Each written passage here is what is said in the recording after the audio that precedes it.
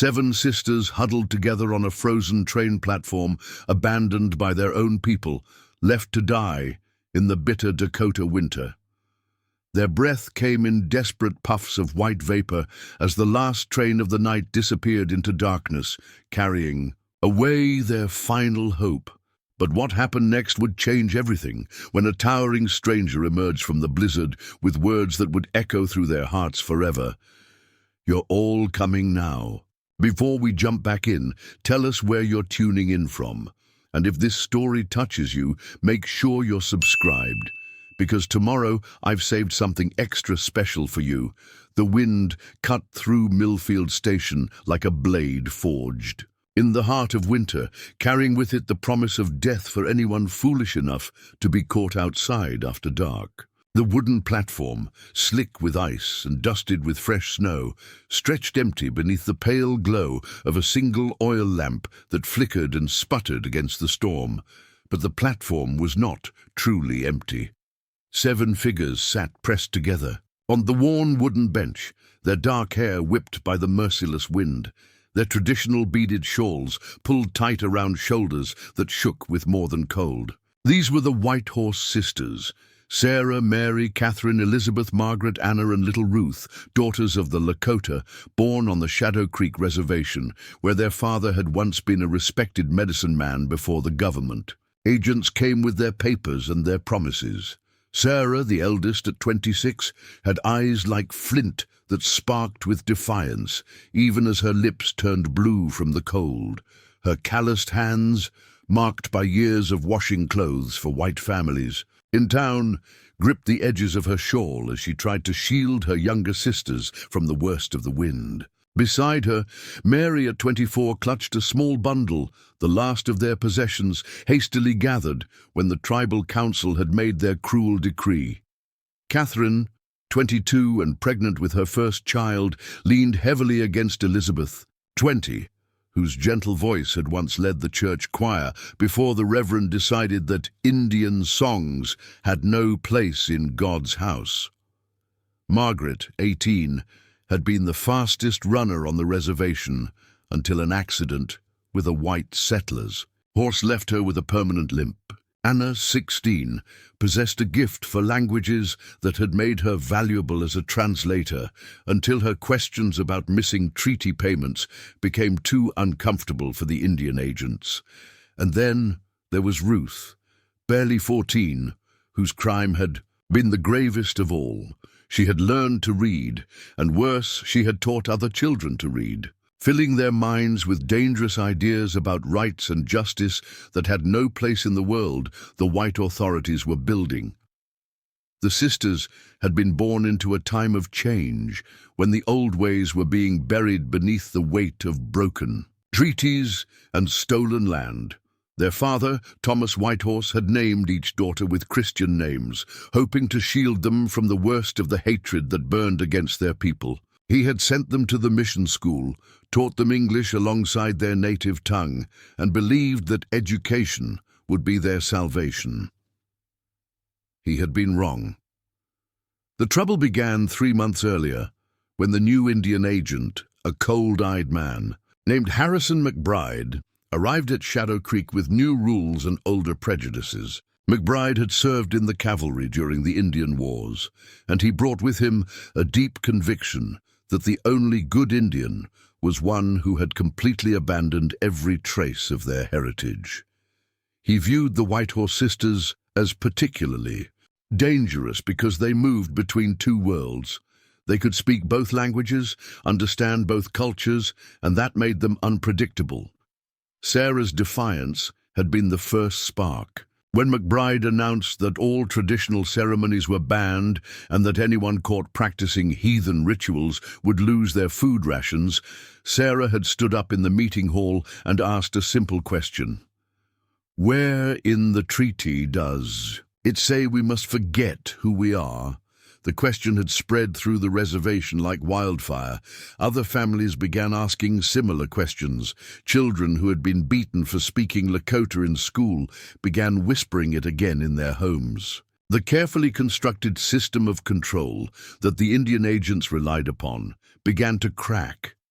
Mary's crime had been different, but equally unforgivable. She had been working as a seamstress for the agent's wife, Mrs. McBride, and had overheard conversations about missing supplies that were supposed to be distributed to reservation families.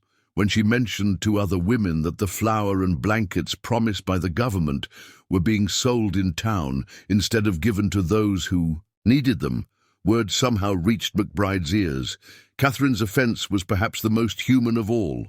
She had fallen in love. The father of her unborn child was a young man named David Crow Feather, whose own family had been forced to flee the reservation after speaking out against the seizure of their best grazing land.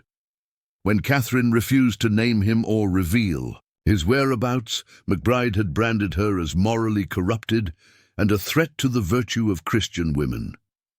Elizabeth's beautiful voice had been her downfall. During Sunday services at the mission church, she had begun incorporating traditional Lakota melodies into the hymns, creating something hauntingly beautiful that stirred the hearts of everyone who heard it. But when the visiting bishop arrived for his annual inspection and heard Elizabeth's corrupted versions of sacred songs, he declared that she was introducing pagan influences into Christian worship. Margaret's limp had made her an easy target. When she could no longer work in the fields as quickly as the other young women, McBride declared her a burden on the community's resources. Her attempts to find other ways to contribute, helping with childcare, mending clothes, teaching children traditional crafts, were dismissed as refusing to perform useful labor. Anna's gift for languages had initially made her valuable to the Indian agents, but it also meant she understood every conversation, every document, every whispered conference between officials. When she began translating for families who were being cheated out of their land allotments, helping them understand the legal papers they were being forced to sign, she became a problem that needed to be eliminated. And Ruth, brilliant, curious, dangerous Ruth, had committed the unpardonable sin of teaching children to read using both English books and traditional stories written down in their native language. When parents began coming to McBride with questions about treaties and laws they had read in the materials Ruth had shared, he knew exactly where the trouble was coming from. The tribal council's decision had been swift and brutal, influenced by years of pressure from the Indian agents and fearing the loss of what few privileges and protections they still possessed. They had voted to exile the 7 sisters. The official reason given was repeated disruption of reservation harmony and refusal to embrace Christian civilization. The real reason was simpler and more devastating. The sisters had asked too many questions, inspired too much hope, and reminded their people too clearly of what they had lost. On that bitter February morning, the sisters had been given 1 hour to gather their belongings and leave Shadow Creek forever. No appeal was allowed, no mercy shown. Their few possessions, some clothing, a family photograph, their father's medicine bag that Sarah had hidden from the agents for years, were hastily stuffed into bundles as their neighbors watched in silence, some weeping, others looking away in shame. Their mother, Helen Whitehorse, had died giving birth to Ruth 14 years earlier. Their father had passed 3 winters ago from pneumonia, leaving the sisters to care for each other in a world that grew more hostile with each passing season. Now they had no one and nowhere to go. The walk from the reservation to Millfield Station had taken 6 hours through increasingly harsh weather. Their thin shoes, adequate for indoor work but useless against deep snow, had left their feet numb and bleeding. The bundles of possessions grew heavier with each mile until they were forced to abandon all but the most essential items by the roadside. They had hoped, prayed, that they could catch the evening train to Rapid City, where Sarah remembered a distant cousin who might take them in. They had scraped together enough money for tickets by selling the small pieces of jewelry their mother had left them, parting with the last tangible connections to their family's past. But when they arrived at Millfield Station, Breathless and exhausted, the station master had taken one look at their dark faces and shaken his head. "No Indians on the passenger cars," he had said flatly. "Company policy." Sarah had begged, explained that they had money, that they were citizens with the right to travel. The station master had laughed. "Citizens?" he had sneered. "You're wards of the government, same as children, and children don't get to decide where they go." As the afternoon wore on and the temperature dropped, other travelers had come and gone. White families boarded the trains heading east and west, their children bundled in warm coats, their faces glowing with health and privilege. Each time, the sisters had approached the conductor with their money clutched in their frozen hands, and each time they had been turned away. "Freight car's the best I can do," one conductor had finally said, not unkindly, but with the casual indifference of a man who had seen too much suffering to let it touch him. "But not tonight. Too cold. You'd freeze before we reach the next stop." The last train of the day had pulled away from the station just as the sun set, its whistle fading into the distance like a funeral dirge. The station master had locked up the waiting room and gone home to his warm house, leaving the sisters alone on the platform with nothing but each other and the bitter wind for company. Now, as night deepened and the temperature plummeted further, they sat huddled together like birds in a storm, their breath forming clouds that dissipated almost instantly in the frigid air. Ice crystals formed on their eyelashes and in their hair. Their fingers had long since gone numb, and their feet felt like blocks of wood in their inadequate shoes. Sarah tried to keep her sister's spirits up with whispered stories of their childhood, reminding them of summer days by the creek when their father taught them to identify healing plants, of winter evenings when their mother sang lullabies that carried the weight of generations. But even Sarah's fierce determination was beginning to waver as the reality of their situation became undeniable. They were going to die here, on this frozen platform, abandoned by their own people and rejected by the world that had promised them citizenship and belonging. The irony was not lost on any of them. They had been exiled for being too Indian for the white world and too educated for the reservation, and now they would freeze to death in the space between those two worlds, belonging fully to neither.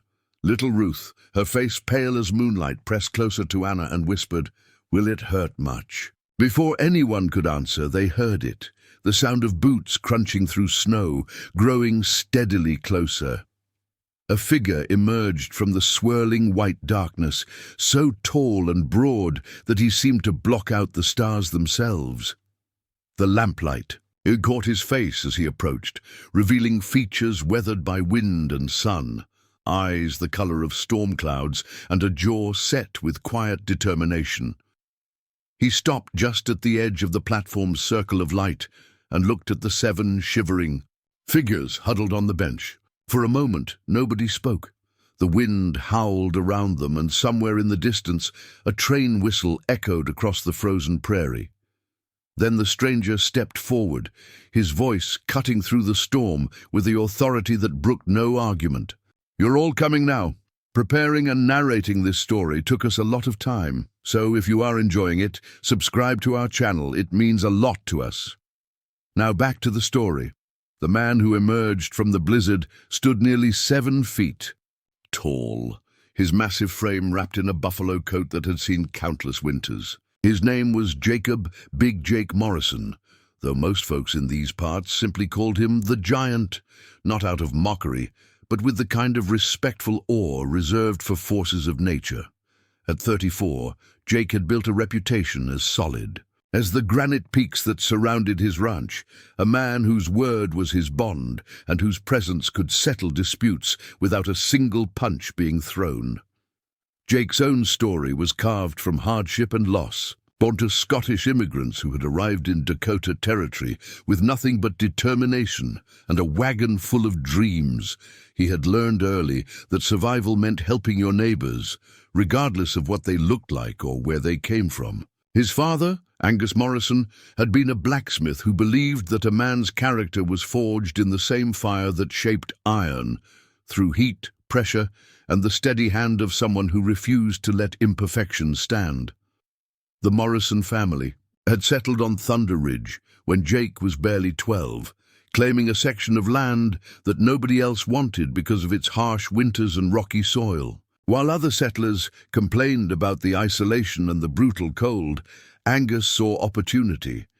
He built his forge in a natural windbreak between two towering stone formations, and soon his reputation for quality work drew customers from 3 counties over. Jake had grown up in that forge, his muscles developing under the weight of hammer and anvil, his character shaped by his father's simple philosophy: "A big man carries big responsibilities, son.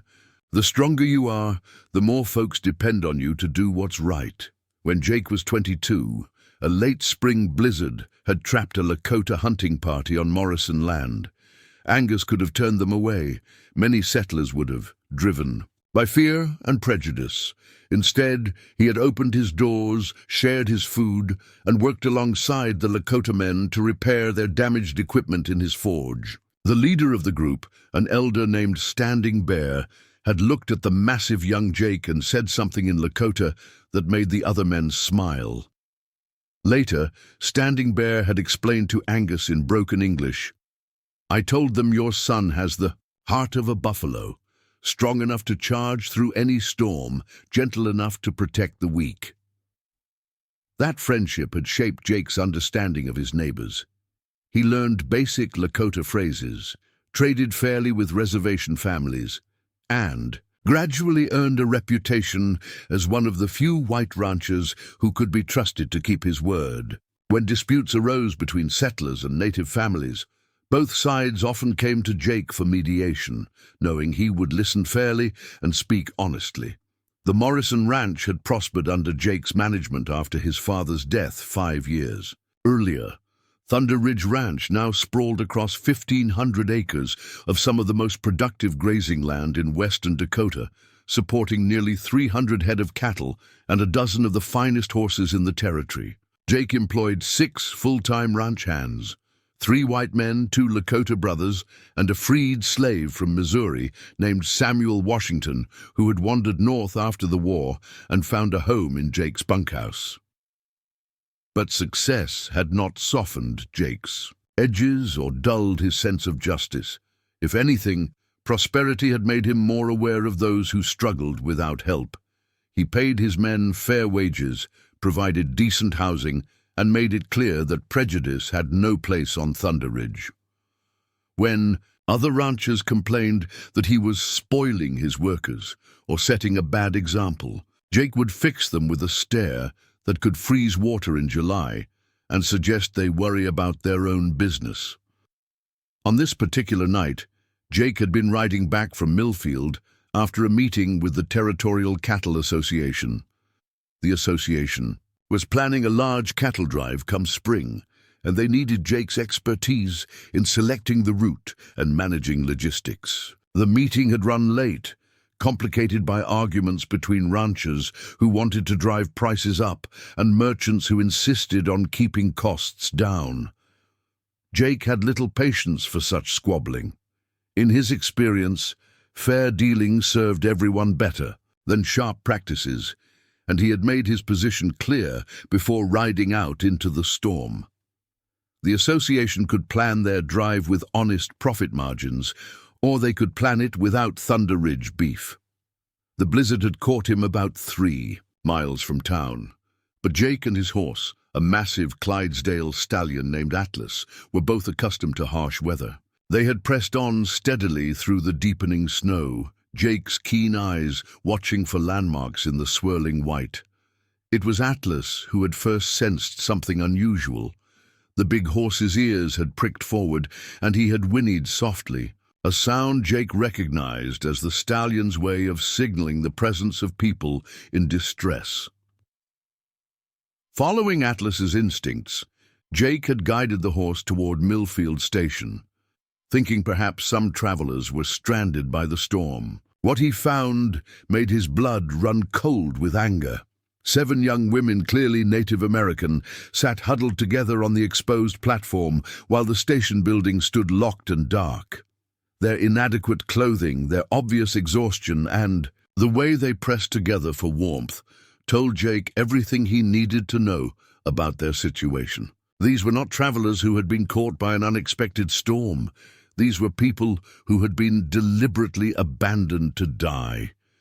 Jake had seen enough suffering in his 34 years to recognize deliberate cruelty when he encountered it. The careful way the sisters had arranged themselves, the stronger ones on the outside, shielding the weaker, spoke of experience with hardship. The neat bundles of possessions clutched in their frozen hands suggested a hasty departure rather than planned travel. And the fact that they were sitting outside the locked station instead of inside its warmth meant someone had decided they didn't deserve basic human decency.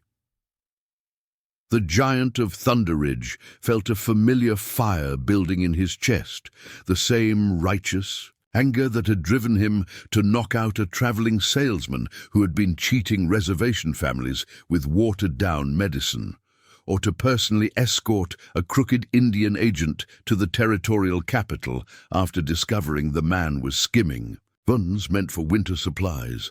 As Jake approached the platform, he could see the sisters' faces more clearly in the lamplight. They ranged in age from barely more than a child to a woman in her 20s, but they all shared the same look of resigned determination. People who had been pushed beyond their limits but refused to break. Their dark eyes reflected the lamp, flame like stars, and Jake could see intelligence and strength beneath the exhaustion and fear. "You're all coming now," he repeated, his deep voice carrying easily over the wind. He swung down from Atlas with a movement surprisingly graceful for such a large man, his boots hitting the platform with a solid thud that seemed to shake the frozen timbers. Sarah, still the protector even in her weakened state, struggled to her feet and stepped partially in front of her sisters. Her voice was hoarse from cold, but steady. "We have money. We can pay for lodging." Jake looked at her with something like admiration. Even facing death from exposure, this woman was trying to maintain her dignity and independence. It reminded him of his father's stories about the Highland Scots, who had refused to bow even when driven from their ancestral lands. "Ma'am," Jake said, touching the brim of his hat in a gesture of respect that none of the sisters had seen from a white man in longer than they could remember. "I'm not asking for money, and I'm not making a request. I'm stating a fact. You're all coming with me to Thunder Ridge, where there's hot food, warm beds, and a roof that doesn't leak." He began unbuttoning his massive buffalo coat as he spoke, his movements deliberate and unhurried despite the urgency of the situation. "Name's Jacob Morrison, but folks call me Jake. I run a ranch about 8 miles north of here, and right now it's the closest thing to safety you're going to find." Mary, still clutching their meager bundle of possessions, found her voice. "Why would you help us? You don't even know us." Jake paused in shrugging out of his coat, considering the question seriously. "My father used to say that character isn't measured by how you treat folks who can help you, but by how you treat folks who can't.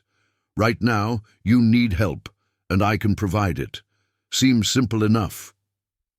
He draped the enormous coat around the shoulders of the smallest sister, Ruth, who disappeared almost entirely within its warm folds. The gesture was so matter-of-fact, so free of ceremony or condescension, that several of the sisters felt tears freeze against their cheeks. "But understand this," Jake continued, his tone becoming more serious as he began gathering the sisters. "Bundles, once you come to Thunder Ridge, you're under my protection. That means anyone who has a problem with you being there will have to discuss it with me personally." The way he said it, combined with his imposing physical presence, left no doubt about how such discussions were likely to conclude. Elizabeth, who had been silent since their exile began, whispered, "We were told to leave the reservation. The tribal council said we could never return." Jake's jaw tightened, and for a moment His eyes blazed with an anger that had nothing to do with the cold. "The tribal council was wrong," he said flatly, "and whoever told you to sit out here and freeze was even more wrong. Now we can discuss the politics of your situation once we get you somewhere warm. But right now, we need to move before this storm gets worse." He lifted Ruth, still wrapped in his coat, as easily as if she were a child, despite her 14 years. "Can the rest of you walk to my horse, or do I need to make multiple trips?" Anna, finding strength she didn't know she still possessed, helped Margaret to her feet. "We can walk," Jake nodded approvingly. "Good. Stay close together and follow me. Atlas here is the steadiest horse in Dakota territory, but even he doesn't like this weather." As they made their way through the deepening snow toward the massive Clydesdale, Catherine stumbled, her pregnancy and the cold making each step a struggle. Without hesitation, Jake shifted Ruth to one arm and steadied Catherine with the other, his strength making the additional burden seem effortless. "How far is your ranch?" Sarah asked, her teeth chattering despite her attempt to appear strong. 8 miles, Jake replied, helping Catherine up behind Ruth on Atlas's broad back. "But I know every rock and tree between here and there. We'll make it." As he helped the remaining sisters mount the patient stallion, Jake found himself thinking about the conversation he would need to have with his ranch hands. Samuel and the two Lakota brothers, Joe and Peter Crow Dog, would understand immediately. The three white hands, Tommy Sullivan, Bill Henderson, and old Charlie Brown, were good men who followed Jake's lead without question. They might be surprised by the sudden addition of 7 guests, but they wouldn't object. The real challenges would come later, when word spread through the territory that Jake Morrison was harboring exiled reservation Indians. There would be questions from the territorial government, pressure from other ranchers, and possibly visits from people who believed they had the right to dictate who could and couldn't find shelter on Thunder Ridge. But those were problems for tomorrow. Tonight, his responsibility was simple: get 7 women to safety before they froze to death on a train platform. "Hold tight," he told the sisters as he took Atlas's reins and began walking into the storm. Thunder Ridge is waiting. Behind them, the empty station platform disappeared into the swirling white darkness, along with the last traces of the sisters' old lives. Ahead lay 8 miles of brutal weather, a ranch full of strangers, and an uncertain future. But for the first time since leaving the reservation that morning, the White Horse sisters were no longer alone. The trek through 8 miles of Dakota blizzard tested every ounce of strength Jake Morrison had built over 3 decades of frontier life. Atlas, the massive Clydesdale, moved with the steady determination of a beast bred for heavy work, his hooves finding purchase even on ice-slicked ground. The 7 sisters clung to his broad back and each other, their bodies pressed together for warmth as Jake led them through a landscape that had become alien and hostile. The wind howled with a voice that seemed to come from the depths of hell itself, driving snow horizontally across the prairie with such force that it stung exposed skin like thrown sand. Visibility dropped to mere feet, turning familiar landmarks into ghostly suggestions in the white darkness.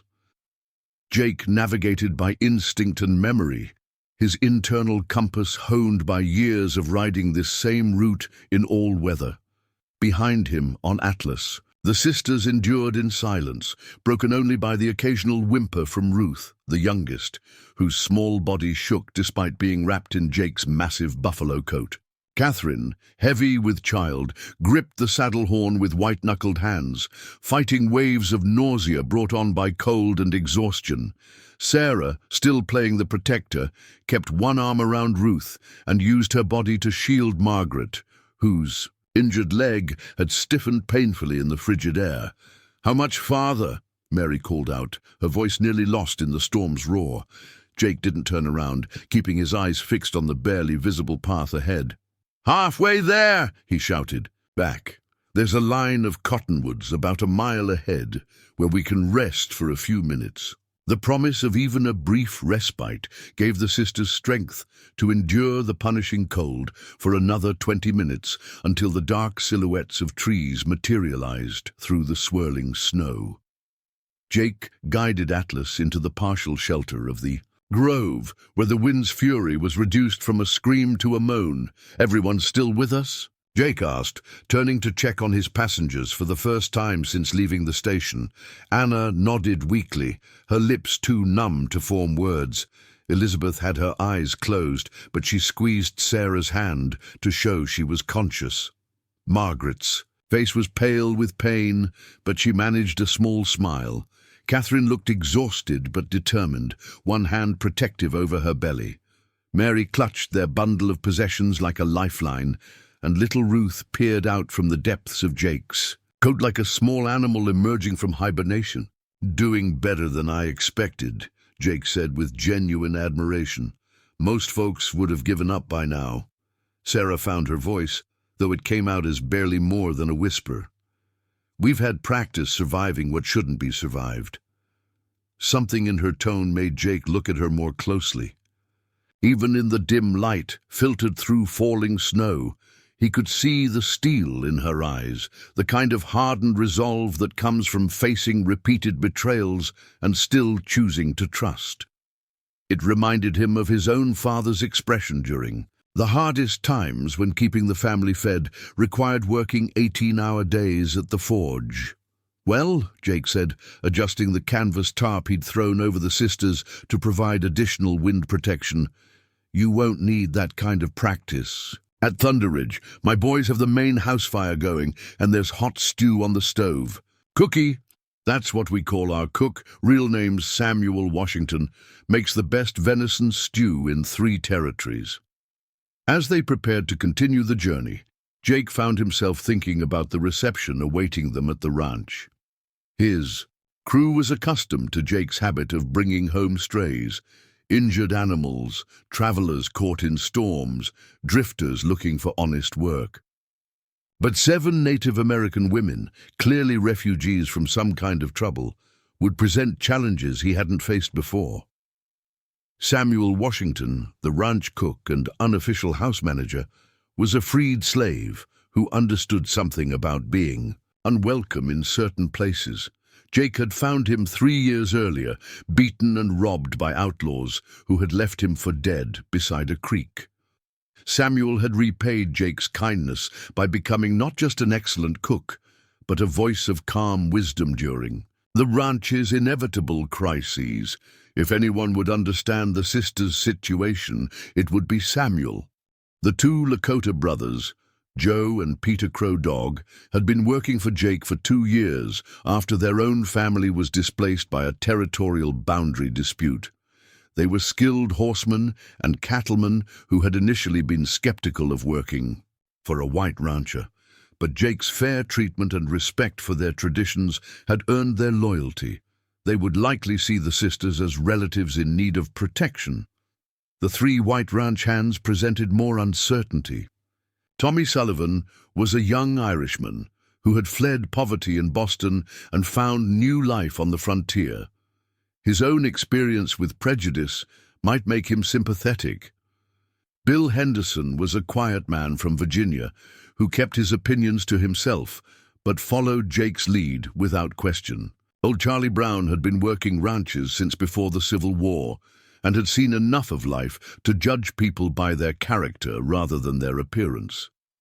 Jake's bigger concern was what would happen when word spread beyond Thunder Ridge. The territorial authorities were already nervous about the increasing tensions between settlers and native populations. Governor Crawford, a political appointee from Washington, who had never lived west of the Mississippi before taking office, was under pressure from eastern newspapers to maintain order on the frontier. The sudden appearance of 7 exiled reservation women at Jake's ranch would inevitably attract official attention, but those were problems for tomorrow. Tonight, his only job was to deliver 7 half-frozen women to warmth and safety. "Time to move," Jake announced, taking Atlas's reins again. The hardest part's behind us now. Once we clear the next ridge, it's downhill to the ranch. The final leg of the journey tested everyone's remaining reserves. The wind seemed to intensify as they climbed toward the ridge line, and the temperature continued to drop as the night deepened.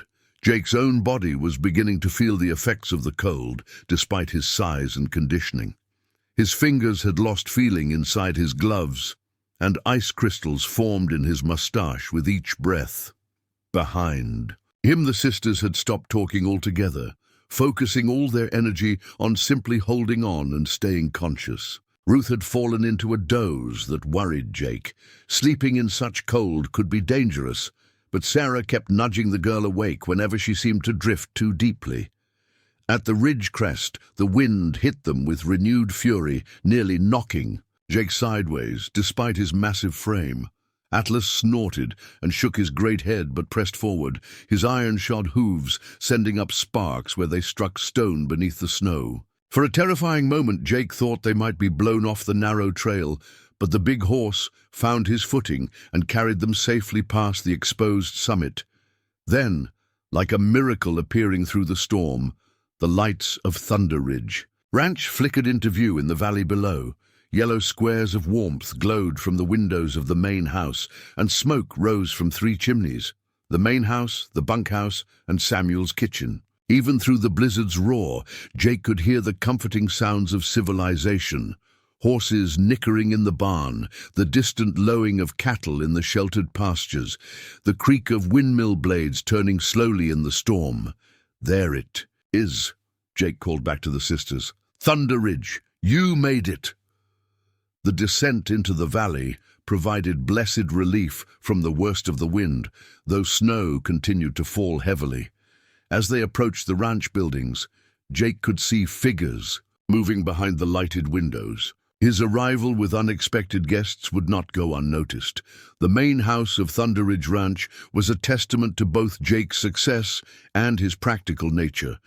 Built from local stone and timber, it stretched long and low against the prairie. Wind, with a wide porch that wrapped around 3 sides. Jake's father had designed it with an eye toward hospitality.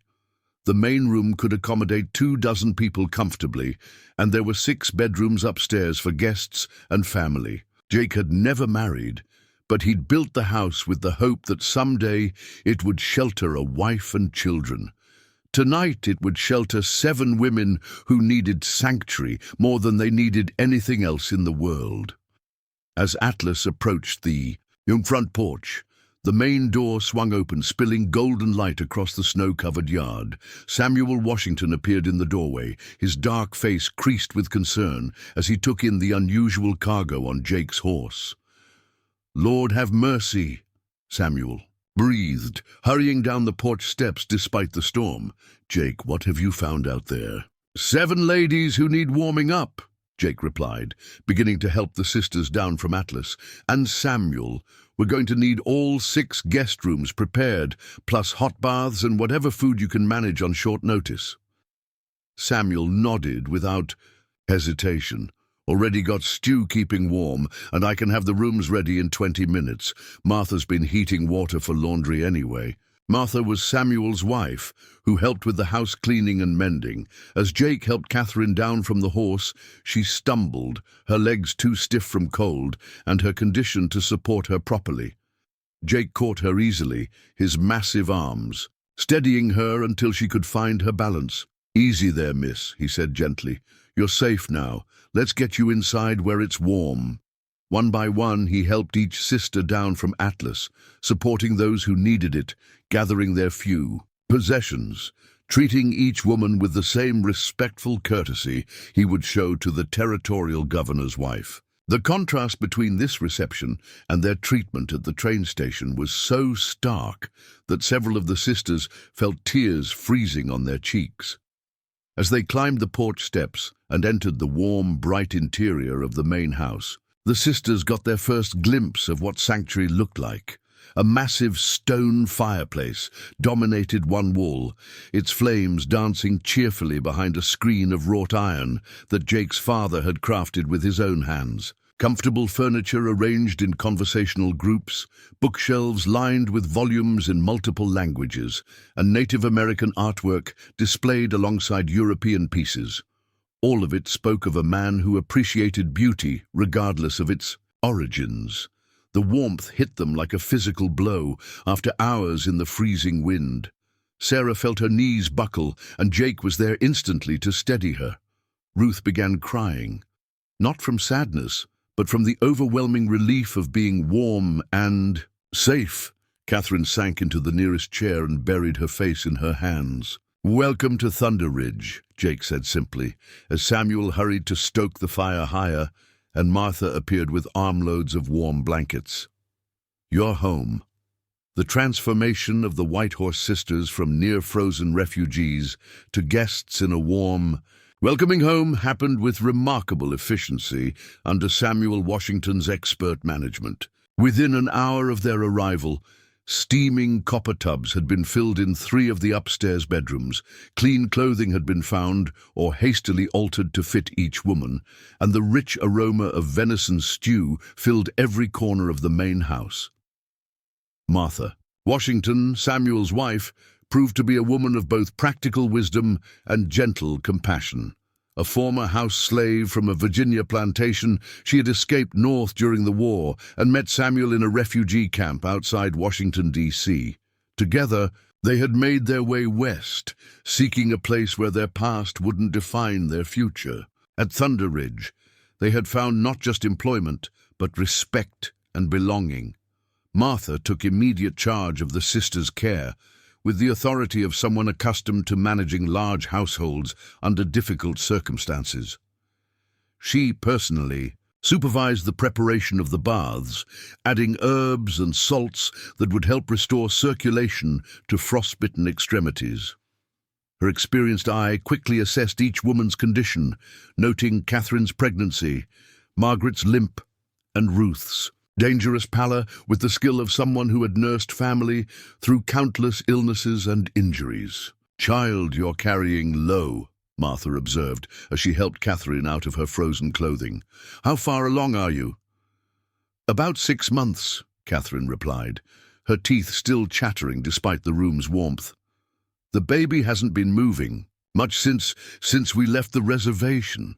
Martha's face showed no judgment, only concern. "Cold like that can slow things down, but once you get warmed through, little one should start stirring again. I've helped deliver more babies than I can count. You just let me know if you need anything special." In another room, Martha had enlisted the help of Joe and Peter Crow Dog to communicate with the more reserved sisters, who seemed overwhelmed by the sudden kindness they were receiving. The 2 Lakota brothers had been summoned from the bunkhouse as soon as Jake explained the situation, and their presence provided immediate comfort to women who hadn't seen friendly faces from their own people since leaving Shadow Creek. Joe, the older brother at 28, had been a tribal policeman before the boundary dispute forced his family to relocate. His calm demeanor and respectful manner helped put the sisters at ease as he explained Jake's reputation in the Native community and assured them they were truly safe at Thunder Ridge. "The giant is known among our people," Joe said quietly in Lakota, speaking to Sarah as she soaked her frost-damaged hands in warm water. "He has never broken his word to any of us. If he says you are under his protection, then no harm will come to you here." Peter, 25 and more outgoing than his brother, had trained as a blacksmith before coming to Thunder Ridge, where he maintained the ranch's equipment and shod horses with skill that would have made Jake's father proud. He helped distribute clean clothes and boots to the sisters, chatting easily in a mixture of English and Lakota that gradually drew smiles from even the most exhausted women.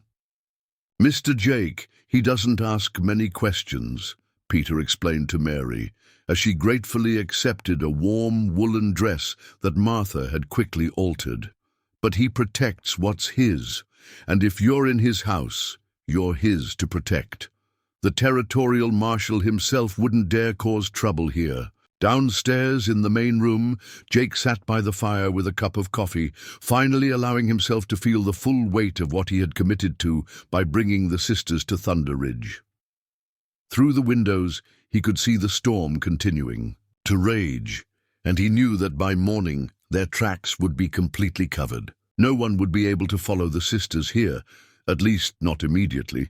But Jake understood enough about territorial politics to know that 7 missing Lakota women wouldn't remain unnoticed for long. The Indian agents kept detailed records of reservation populations, partly for administrative purposes and partly to prevent exactly this kind of unauthorized departure. Questions would be asked, and eventually those questions would lead to Thunder Ridge. Tommy Sullivan, the young Irishman who served as Jake's foreman, knocked on the doorframe before entering the main room. At 24, Tommy had the lean build and quick reflexes of someone raised on the dangerous streets of Boston's immigrant neighborhoods. His red hair and freckled face made him look younger than his years, but his eyes held the wisdom of someone who had learned early that survival often depended on choosing sides carefully. "Boss," Tommy said, settling into a chair across from Jake. "The boys are asking questions. Word's going to spread." Jake nodded, unsurprised. Ranch hands were notorious gossips, and the arrival of 7 mysterious women in the middle of a blizzard was exactly the kind of story that would travel from bunkhouse to saloon to general store with remarkable speed. "What are you thinking?" Tommy asked. "Because if the territorial government decides these ladies are fugitives or some such nonsense, then the territorial government will have to explain their position to me personally," Jake replied, his voice carrying the quiet authority that had made him a natural leader among the region's ranchers. "These women came here seeking shelter from a storm. Last I checked, hospitality wasn't a crime in Dakota territory." Tommy grinned, recognizing the steel beneath his boss's calm exterior. "You want me to talk to the boys? Make sure they understand how things stand?" "No need," Jake said. "They'll follow my lead, same as always. But Tommy, if anyone comes asking questions, you make sure they know that any problems with my guests need to be discussed with me first." As they talked, the sound of quiet laughter drifted down from upstairs.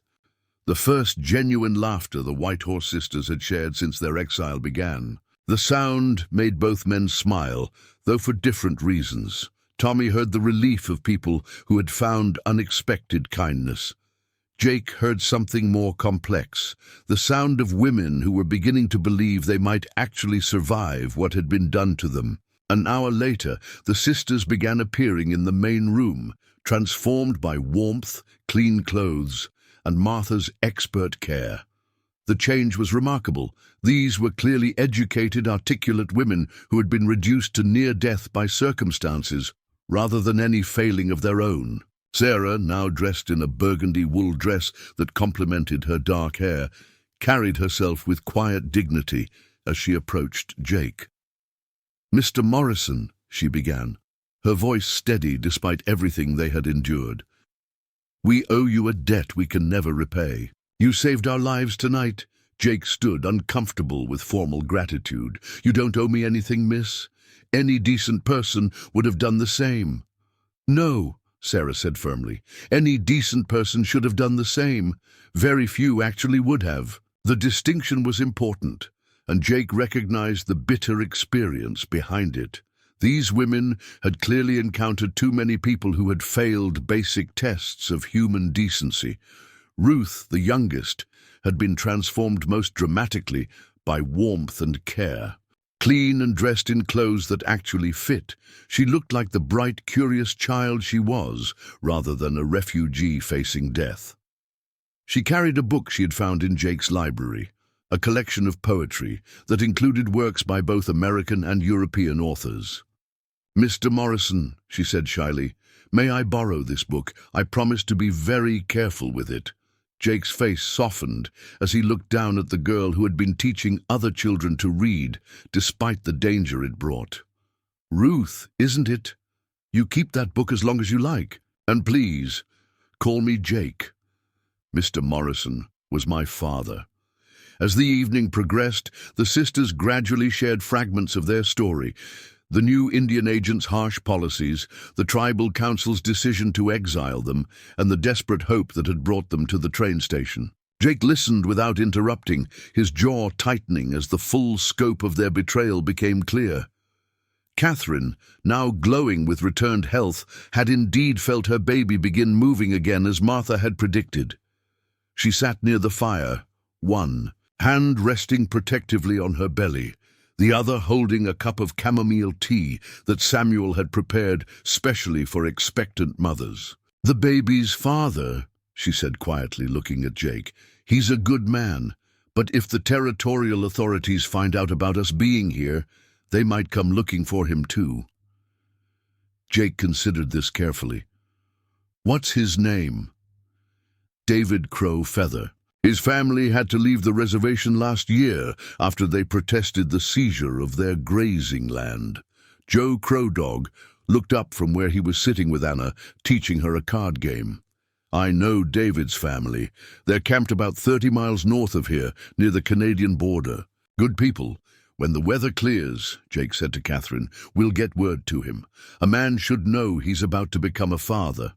The simple humanity of Jake's response, treating David as a man with rights and feelings rather than as a fugitive Indian, brought tears to Catherine's eyes. It was a small gesture, but it represented a worldview so different from what they had experienced that it seemed almost miraculous.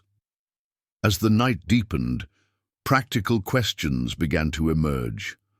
Martha had prepared bedrooms for all 7 sisters, but the question of what would happen beyond this single night of sanctuary remained unspoken. They were safe for now, but safety and belonging were different things entirely. Elizabeth, who had been quiet through most of the evening, finally spoke up. "Mr. Jake, we can't stay here indefinitely. We'll bring trouble to you and your people." Jake looked around the room at the 7 women who had somehow transformed his bachelor household into something warmer and more alive than it had been in years. Samuel and Martha were clearly delighted to have other people to care for. Joe and Peter seemed genuinely happy to have country women to talk with in their native language. Even Tommy, despite his concerns about potential complications, was obviously charmed by Ruth's bookishness and impressed by Sarah's quiet strength. "Elizabeth," Jake said finally, "trouble has a way of finding its own path regardless of what we do to avoid it. Right now, you're safe, fed and warm. Tomorrow we'll start figuring out what comes next. But tonight, you're home."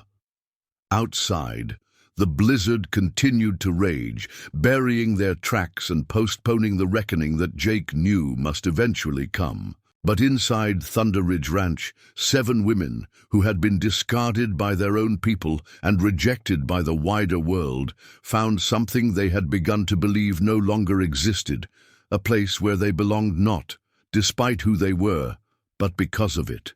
As the sisters made their way upstairs to beds with clean sheets and warm quilts, Jake remained by the fire, planning for challenges he couldn't yet fully anticipate, but was determined to meet. The giant of Thunder Ridge had claimed 7 women as his responsibility, and he had never yet failed to protect what was his. Dawn broke clear and bitter cold over Thunder Ridge Ranch, revealing a landscape transformed by the night's blizzard. Snow had piled in massive drifts against the buildings, and the world beyond the valley had disappeared beneath a blanket of pristine white that stretched unbroken to every horizon. The storm had passed, but it had left behind a silence so complete that even the ranch's animals seemed reluctant to break it with their usual morning sounds. Jake Morrison stood at his bedroom window, coffee in hand, surveying the work that lay ahead.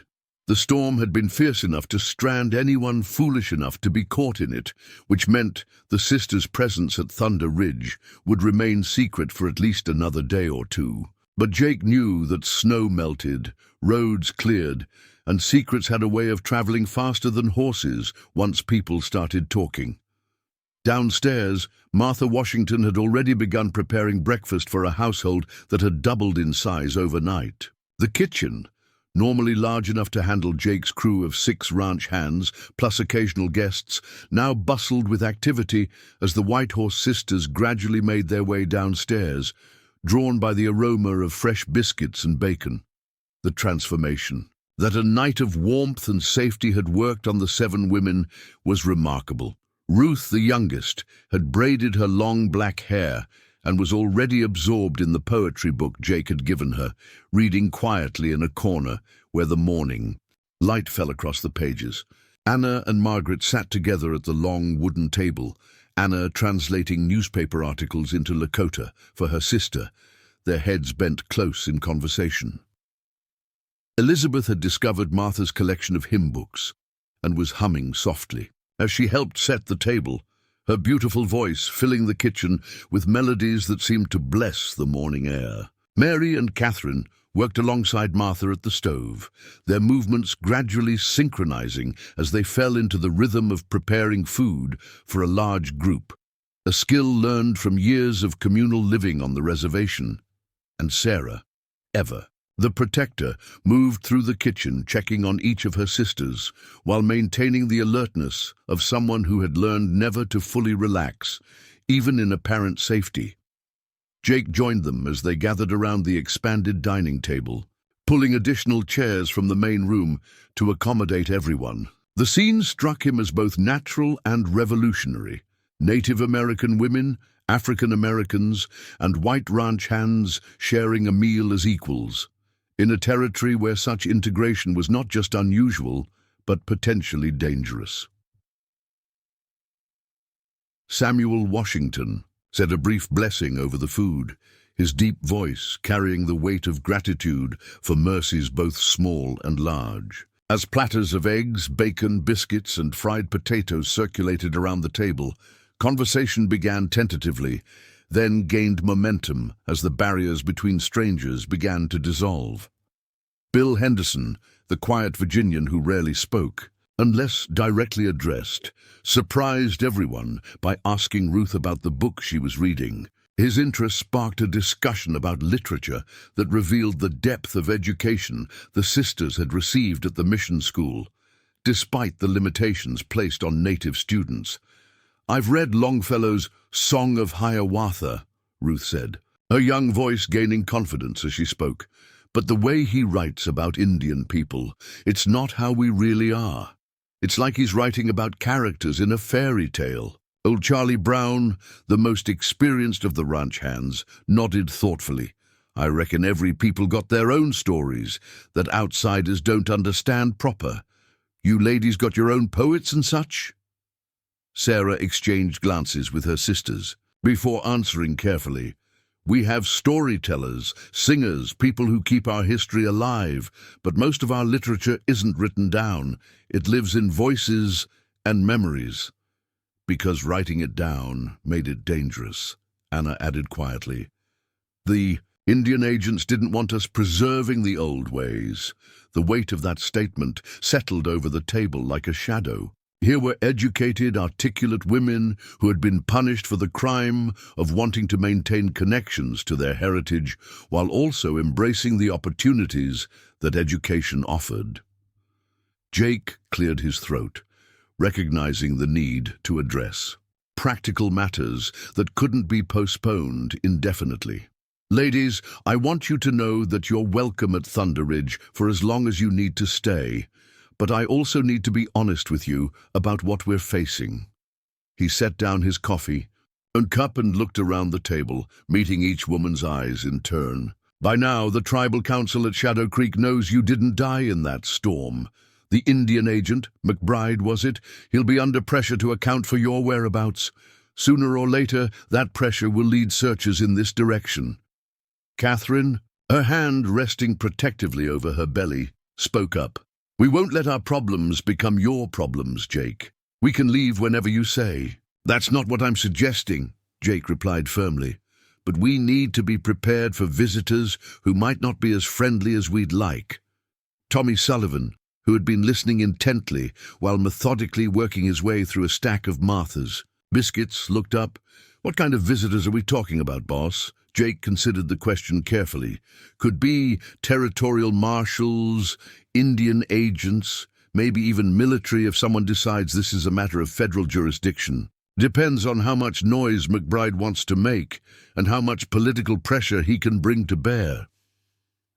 Joe Crow Dog, who had remained mostly silent during breakfast, finally spoke. "There's something else to consider. Word of what happened to these ladies is already spreading through the native communities. People are angry about the exile, and they're watching to see what happens next." His brother Peter nodded agreement. "Some of the young men are talking about riding to Shadow Creek, demanding explanations from the tribal council. If that happens, then we'll have a range war on our hands," Jake finished grimly. "White authorities will use any violence as justification for harsh measures against all native communities in the territory." The implications hung heavy in the air. The sisters had become more than refugees seeking shelter. They had become symbols in a larger struggle between cultures, between the old ways and the new, between justice and political expediency. Mary, who had been listening with growing distress, set down her fork. "Maybe we should turn ourselves in, go back to the reservation and face whatever punishment McBride has planned. We never wanted to cause a war." "Absolutely not," Sarah said sharply, her protective instincts flaring. "We were cast out to die. We owe them nothing." "But if people fight because of us," Elizabeth began, "then they fight because injustice was done," Jake interrupted, his voice carrying absolute conviction. "You ladies didn't create this situation. McBride did when he decided that educated native women were too dangerous to be allowed to live freely. The tribal council did when they chose political survival over basic humanity." Ruth looked up from her book, her young face serious beyond her years. "My teacher at the mission school used to say that sometimes you have to choose between being safe and being right. She said the people who choose to be right are the ones who change the world." The simple wisdom of her words resonated around the table. Here were 7 women who had already chosen to be right rather than safe, and a rancher who had made the same choice when he found them freezing on a train platform. After breakfast, as the sisters began to settle into the rhythm of life at Thunder Ridge, Jake pulled Tommy aside for a private conversation. They walked out to the main barn, where the warmth of the animals and the familiar smells of hay and leather provided a comfortable backdrop for difficult planning. "How loyal are the boys?" Jake asked directly. Tommy didn't hesitate. "To you, they'd ride through hell if you asked them to.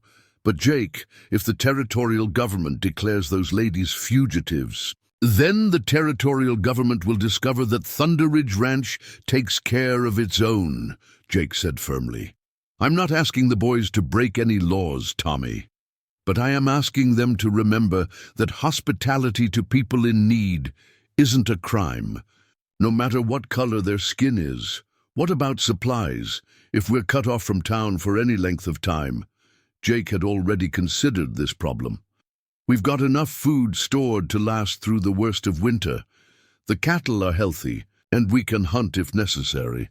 The real question is ammunition and medical supplies. I could ride to Deadwood," Tommy suggested. "Stock up on whatever we might need, no questions asked." "Do it," Jake agreed, "but be careful what you say and who you talk to. Word travels fast in mining towns." As they talked, the sound of laughter echoed from the direction of the main house. Through the barn's open door, they could see Ruth building a snowman with help from Margaret and Anna, their joy in simple pleasures, a stark contrast to the serious conversations taking place among the adults. "Boss," Tommy said quietly, "those ladies, they're not just refugees anymore, are they? They're family." Jake nodded slowly. It was true. Somewhere between finding them nearly frozen on a train platform and sharing breakfast around his table, the 7 White Horse sisters had become part of Thunder Ridge Ranch in a way that went deeper than mere hospitality. That afternoon brought the first test of their new arrangements. A rider appeared on the horizon, picking his way carefully through the snow drifts toward the ranch buildings. Jake watched from his office window as the figure approached, noting the official bearing and the badge glinting on the rider's coat. Territorial Marshal Wesley Crawford dismounted at the front porch, his movements stiff from cold and long hours in the saddle. Jake recognized him, a decent man caught between conflicting loyalties and political pressures that often made his job impossible.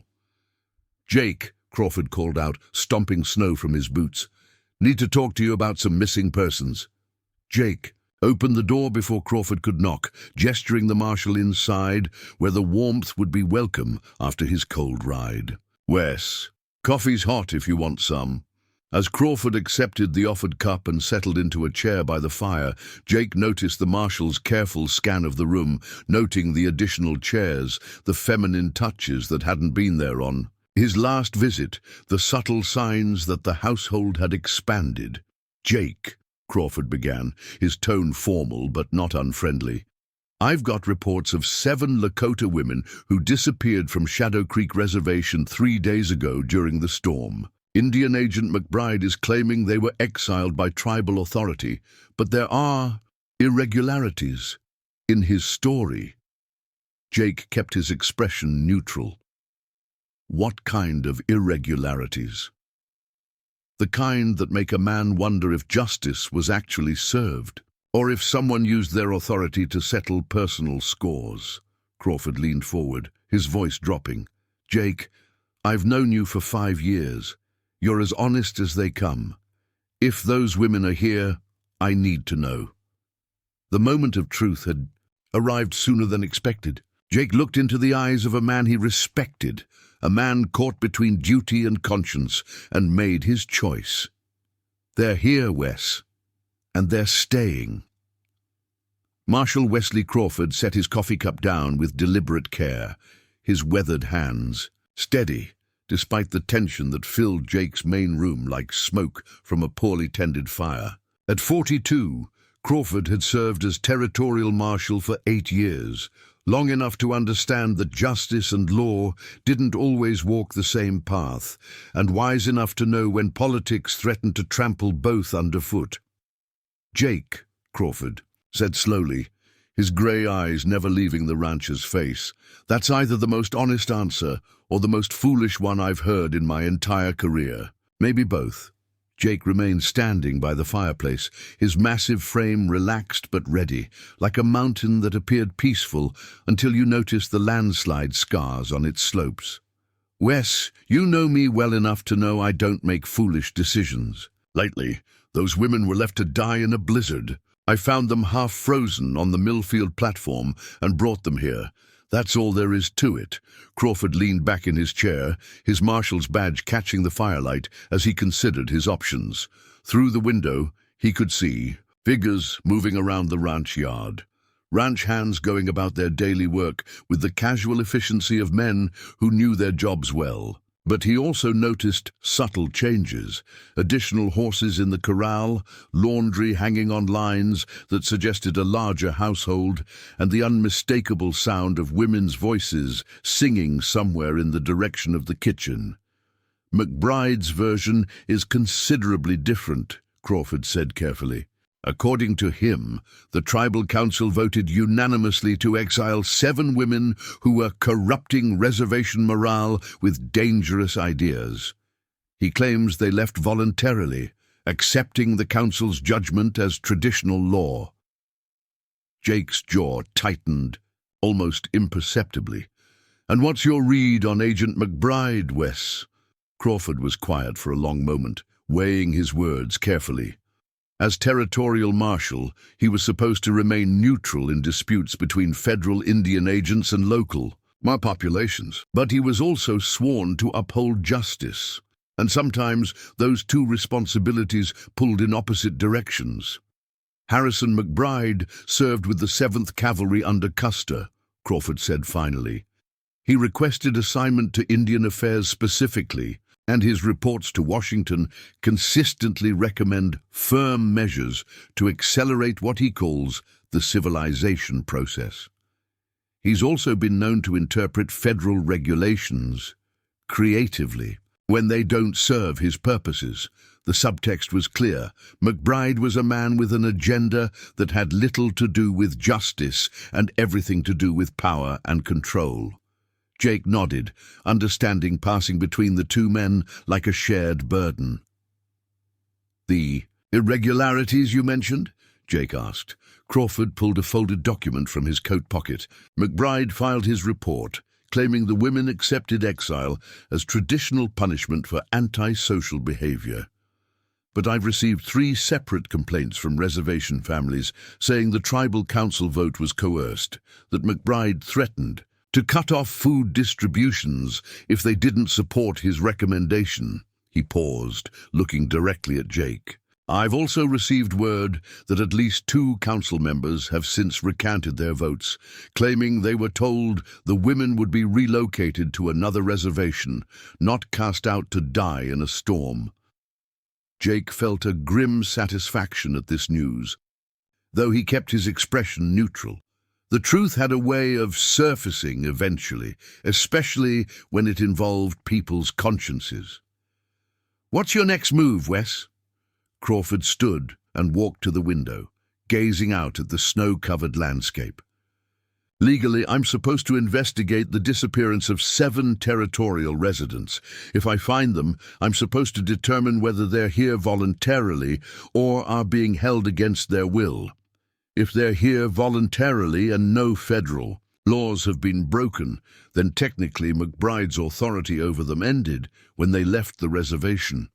He turned back to Jake, his expression serious. "But Jake, you need to understand the political reality. Governor Morrison is under pressure from Washington to maintain stability in Indian affairs. If this situation escalates into something that draws national attention, then politics will trump justice, same as always," Jake finished. "I understand the game, Wes. Question is, are you willing to play it honestly?" It was a direct challenge, the kind that forced a man to choose between career safety and personal integrity. Crawford had known this moment would come eventually. Territorial service inevitably presented situations where doing the right thing conflicted with doing the politically expedient thing. Before Crawford could answer, the sound of approaching horses interrupted their conversation.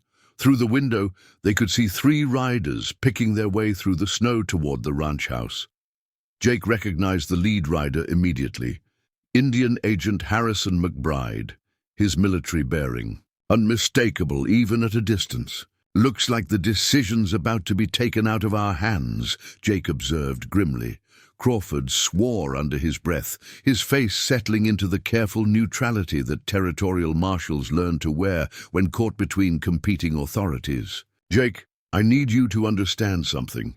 If McBride makes this official, if he claims federal jurisdiction, then you'll do your duty as you see it," Jake said simply.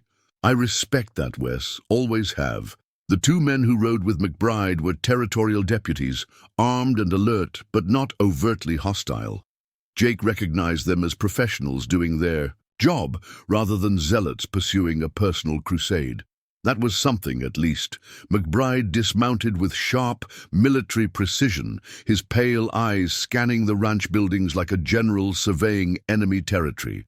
At 51, he carried himself with the rigid posture of a career soldier, his graying moustache precisely trimmed, his uniform immaculate despite the long ride through snow and mud. "Marshal Crawford," McBride called out as he climbed the porch. "Steps. I trust you've completed your investigation into the whereabouts of the missing reservation Indians." The phrasing was deliberate. Missing reservation Indians rather than missing women, reducing human beings to federal property that had been misplaced. Jake noted the language and filed it away for future reference. Agent McBride, Crawford, replied evenly, "I was just discussing the matter with Mr. Morrison.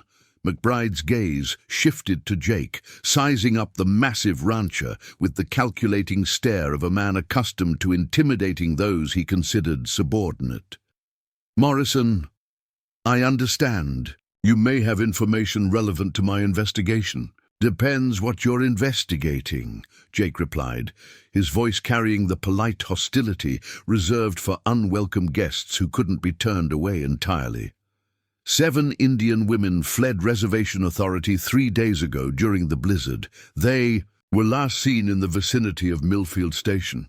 Given the weather conditions and their limited resources, they would have required shelter to survive. McBride stepped closer, using his official authority like a weapon. "I have reason to believe they may have sought refuge at this ranch. Federal law requires all territorial residents to cooperate with official investigations into matters of Indian affairs." Jake looked down at McBride with the calm patience of a man who had been threatened by experts and remained unimpressed. "Agent McBride, any travelers caught in that storm would have been welcome to shelter at Thunder Ridge. We don't turn away folks who might freeze to death regardless of their ancestry." "Then you admit they're here," McBride said, triumph creeping into his voice. "I admit that I help people who need helping," Jake replied. "Whether that's a federal crime is something you'll have to explain to me." Before McBride could respond, the front door opened and Sarah Whitehorse stepped onto the porch. She had changed from the borrowed clothes of the previous night into a simple but well-fitted dress that Martha had altered for her, and her long, black hair was braided with ribbons that caught the winter sunlight. She looked every inch the educated, articulate woman she was, and that appearance clearly unsettled McBride more than any defiance could have. "Agent McBride," Sarah said, her voice carrying across the porch with calm dignity, "I believe you're looking for us." Behind her, the other 6 sisters emerged from the house, forming a line that spoke of unity and shared resolve. They stood together as they had faced every challenge since leaving Shadow Creek, as family, as survivors, as women who had chosen dignity over safety. McBride's face flushed with anger and something else, perhaps fear, at seeing his carefully constructed narrative challenged by the very women he had tried to erase. "You will return to the reservation immediately. The Tribal Council has jurisdiction over your conduct, and your unauthorized departure constitutes a federal violation." "No," Sarah said simply. "We were exiled by that council, cast out to die. In a blizzard. We owe them nothing and we owe you less." Mary stepped forward, her voice clear and strong. "We are American citizens, Agent McBride. We have the right to travel, to seek employment, to live where we choose. If you dispute that right, show us the law that says otherwise." McBride sputtered, clearly not expecting articulate legal challenges from women he regarded as little more than federal wards. "You are reservation Indians. Your status is governed by federal treaty, not by state law." "Which treaty?" Anna asked, her gift for languages extending to legal terminology that made McBride visibly uncomfortable. "The Fort Laramie Treaty of 1868 specifically guarantees our right to leave the reservation for purposes of employment or education. Are you claiming federal authority to violate treaty obligations?" Crawford watched this exchange with growing interest. The sisters were demonstrating exactly the kind of education and legal knowledge that made them dangerous to men like McBride. They knew their rights and weren't afraid to assert them. Elizabeth, her voice carrying the melody that had once graced Mission Church services, spoke directly to Crawford. "Marshal, we came here seeking shelter from a deadly storm. Mr. Morrison provided that shelter out of Christian charity. We remain here voluntarily as guests, not as prisoners. We have committed no crimes and broken no just laws." Catherine, her hand resting protectively over her pregnant belly, added quietly, "We ask only for the protection that American law promises to all its citizens, the right to life, liberty, and the pursuit of happiness." Margaret, despite her limp, stood straight and proud. "We will not return to a place where we were condemned to death for the crime of thinking freely." And Ruth, the youngest, looked directly at McBride with the fearless gaze of a child who had learned to read, despite being told that knowledge was dangerous.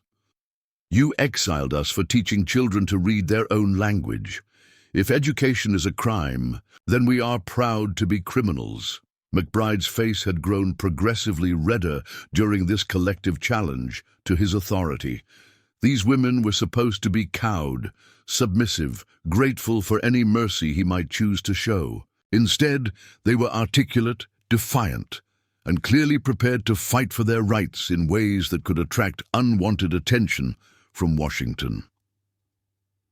"Marshal Crawford," McBride snapped, "I am invoking federal authority to detain these individuals for return to proper custody. They are in violation of tribal council jurisdiction and federal regulations governing reservation populations." Crawford looked from McBride to the Seven Sisters to Jake, weighing his options carefully. As territorial marshal, he had the authority to make arrests, but he also had the discretion to determine whether crimes had actually been committed. "Agent McBride," he said slowly, "these ladies appear to be here voluntarily. They've committed no federal crimes that I can determine. Unless you can show me specific statutory authority for forcible detention of American citizens, they are not citizens," McBride roared, his military composure finally cracking. "They are federal wards, property of the United States government." The word property hung in the air like a curse. Jake took a step forward, his massive frame casting a shadow over McBride that seemed to block out the sun itself. "Agent McBride," Jake said, his voice carrying the dangerous quiet of an avalanche gathering momentum, "I suggest you choose your next words very carefully, because what I'm hearing sounds uncommonly like a man claiming the right to own other human beings. And that particular institution was settled by a war that ended 15 years ago. The confrontation had reached its breaking point, with 7 women, 1 territorial marshal, and a giant rancher standing between an Indian agent and his vision of absolute authority over people he regarded as less than human. What happened next would determine not just the fate of the Whitehorse sisters, but the kind of territory Dakota would become. One governed by justice, or one ruled by the prejudices of men who believed that some people were born to be controlled by others. The silence that followed Jake's warning stretched taut as a bowstring, every person on the porch acutely aware that the next word spoken would determine whether this confrontation ended in justice or violence. McBride's hand had instinctively moved toward the service revolver at his hip, a gesture that didn't go unnoticed by Crawford or the 2 territorial deputies who flanked him. But before anyone could escalate the situation further, the sound of approaching horses echoed across the snow-covered ranch yard. Jake's eyes flicked toward the horizon, where a line of riders was emerging from the tree line, not the random collection of officials and lawmen he might have expected, but something far more significant. Standing Bear, the elderly Lakota leader, who had befriended Jake's father years earlier, rode at the head of a delegation of nearly 20 native men from various tribes throughout the territory. They approached with the deliberate dignity of people who understood they were making history, their horses moving in formation that spoke of military precision without overt hostility. Behind Standing Bear rode David Crow Feather, Catherine's love, his young face set with the determination of a man who had ridden through dangerous territory to reach the woman carrying his child. Beside him, Thomas Whitehorse's brother Benjamin had come to speak for his exiled nieces, the uncle who had been traveling when the tribal council made their cruel decision and had returned to find his family scattered to the wind. McBride's face went pale as he recognized the political implications of this gathering. What he had intended as a simple assertion of federal authority over wayward reservation Indians had suddenly become a much larger confrontation involving tribal leaders, territorial law enforcement, and a rancher whose reputation for fairness had earned him allies throughout the region. Agent McBride, Standing Bear said as he dismounted, his English precise despite his advanced age, "We have come to discuss the illegal exile of 7 daughters of the Lakota people. The tribal council at Shadow Creek acted without proper authority and under coercion from your office." McBride struggled to regain his composure, falling back on bureaucratic authority like a drowning man clutching driftwood. "This is a matter of federal jurisdiction, old man. These women are fugitives from lawful tribal authority." "Whose authority?" Benjamin Whitehorse demanded, stepping forward with the righteous anger of a man defending his family's honor. "The council that was threatened with starvation if they didn't vote as you demanded. The same council that 3 members have now publicly recanted, saying they were lied to about what exile meant." David Crow. Feather's eyes found Catherine among the 7 sisters, his relief at seeing her safe and well evident, despite the tense circumstances. "Catherine," he called softly, "are you all right? Is the baby—" "We're both fine," Catherine replied, her hand moving protectively over her belly. "Thanks to Mr. Morrison and his people, we survived what we were never meant to survive." The simple exchange between the young couple provided a stark contrast to McBride's legalistic maneuvering. Here was human love and concern, the fundamental bonds that connected people across cultural and racial lines, standing in direct opposition to the cold machinery of bureaucratic control. Marshal Crawford found himself in the eye of a political hurricane that was rapidly spinning beyond his ability to control. As territorial marshal, he was supposed to maintain order and enforce federal law. But which federal law? The treaties that guaranteed Native Americans certain rights, or the administrative regulations that Indian agents like McBride used to circumvent those treaties? "Agent McBride," Crawford said carefully, "given the complexity of this situation, perhaps we should postpone any enforcement action until we can clarify the legal status of these women with territorial headquarters." It was a diplomatic attempt to defuse the situation, but McBride was too invested in his authority to accept any compromise that might suggest he had overstepped his bounds. "Marshal, I'm ordering you to arrest these fugitives immediately," McBride snapped. "Federal Indian policy cannot be subject to the whims of every territorial marshal who develops sympathy for lawbreakers." Crawford's jaw tightened at the insult implicit in McBride's words. He looked around at the faces surrounding him, 7 educated women who had been condemned for the crime of thinking freely, tribal leaders who had ridden through dangerous winter conditions to defend their people's rights, and a rancher whose only crime was showing basic human decency to people in desperate need. "Agent McBride," Crawford said slowly, "I've been thinking about the law you want me to enforce. These women are American citizens by birth, educated in American schools, fluent in American language and customs. If they choose to leave the reservation, to seek employment or education elsewhere, I can't find any statute that prevents them from doing so." McBride's face flushed red with fury. "They are federal wards. Their movement is restricted by tribal authority."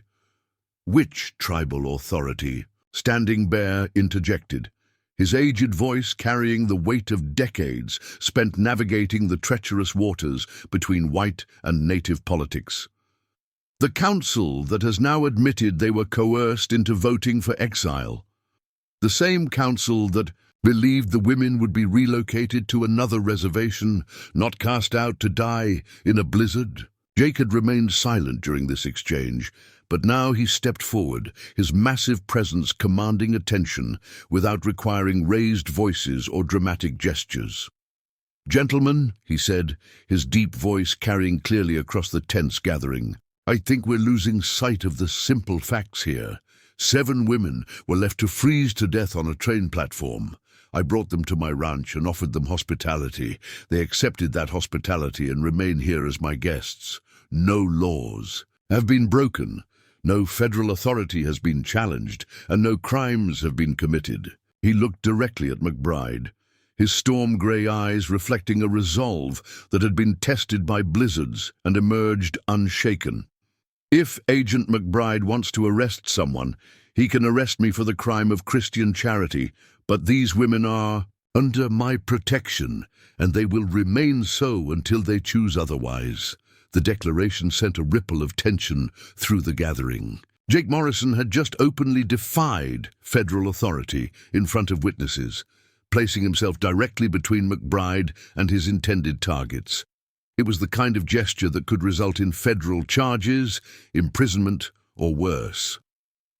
But Jake was not alone in his defiance.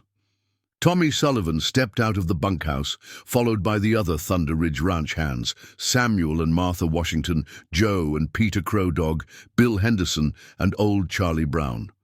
They arranged themselves behind Jake in a line that spoke of absolute loyalty to their employer and the principles he represented. "Whatever happens here," Tommy said, his Irish accent thickening with emotion, "happens to all of us. These ladies are guests of Thunder Ridge Ranch, and Thunder Ridge takes care of its own." Samuel Washington, the former slave who understood something about being treated as property rather than as a human being, stepped forward with quiet dignity. "Agent McBride, I've seen what happens when the government decides some folks aren't quite people. These ladies have done nothing wrong except refuse to be broken by injustice. Even the territorial deputies seemed uncomfortable with the situation they found themselves in. These were professional lawmen, not political enforcers, and the distinction between legitimate law enforcement and persecution was becoming increasingly clear. One of them, a sergeant named Robert Hayes, spoke quietly to Crawford. "Marshal, we signed on to arrest criminals and keep the peace. These don't look like criminals to me, and forcing them back to a place that tried to kill them doesn't seem much like keeping the peace." McBride overheard the exchange and whirled on Hayes with bureaucratic fury. "Sergeant, you will follow orders or face charges of insubordination." "Whose orders?" Hayes replied calmly. "You're an Indian agent, not a military commander.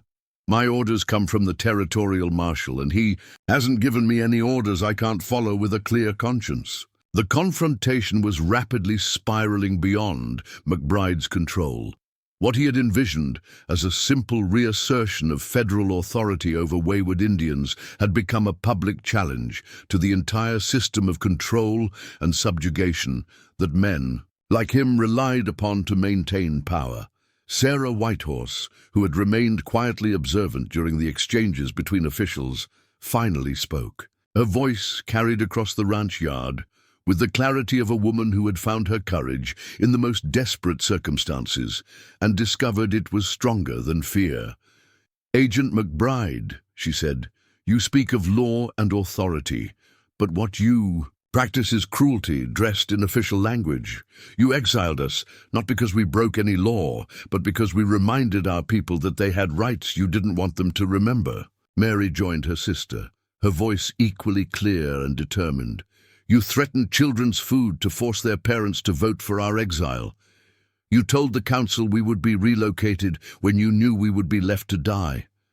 Every word you speak about law and justice is polluted by the lies you built this situation upon." Elizabeth, her beautiful voice carrying notes of both sadness and strength, looked directly at Crawford. "Marshal, we're not asking for special treatment.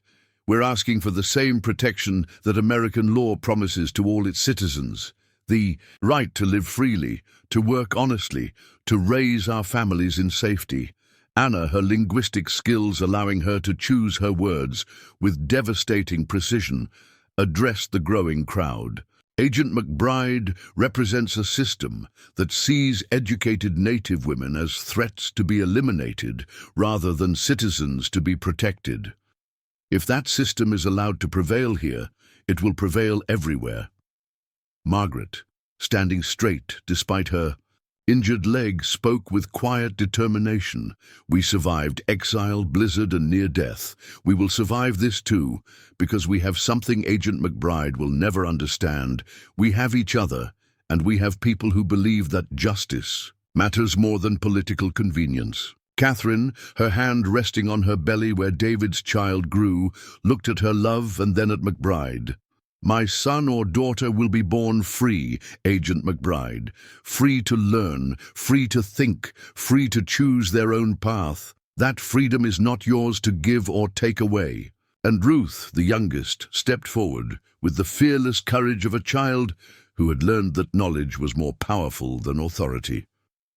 "You exiled us for teaching children to read, Agent McBride, but you can't exile ideas, and you can't kill truth. Every child who learns to read learns that they have rights you can't take away." The 7 voices of the White Horse sisters, speaking together but maintaining their individual strength, created a moment of moral clarity that cut through the political complexity surrounding them. Here were 7 women who had been condemned to death for the crime of thinking freely, and who had emerged from that condemnation with their principles intact and their courage unbroken. McBride, faced with this collective defiance and the obvious sympathy of everyone present except himself, made a final, desperate attempt to assert his authority. "Marshal Crawford, if you refuse to enforce federal law, I will report this incident to territorial headquarters as an example of local authorities interfering with Indian affairs. The consequences will fall on your head." Crawford looked around at the faces surrounding him, native leaders who had traveled dangerous miles to defend their people, ranch hands who stood ready to face federal charges rather than betray their principles. 7 women who asked for nothing more than the rights promised to all American citizens, and a giant of a rancher who had risked everything to do what was right. "Agent McBride," Crawford said quietly, "let me tell you what I'm going to report to territorial headquarters.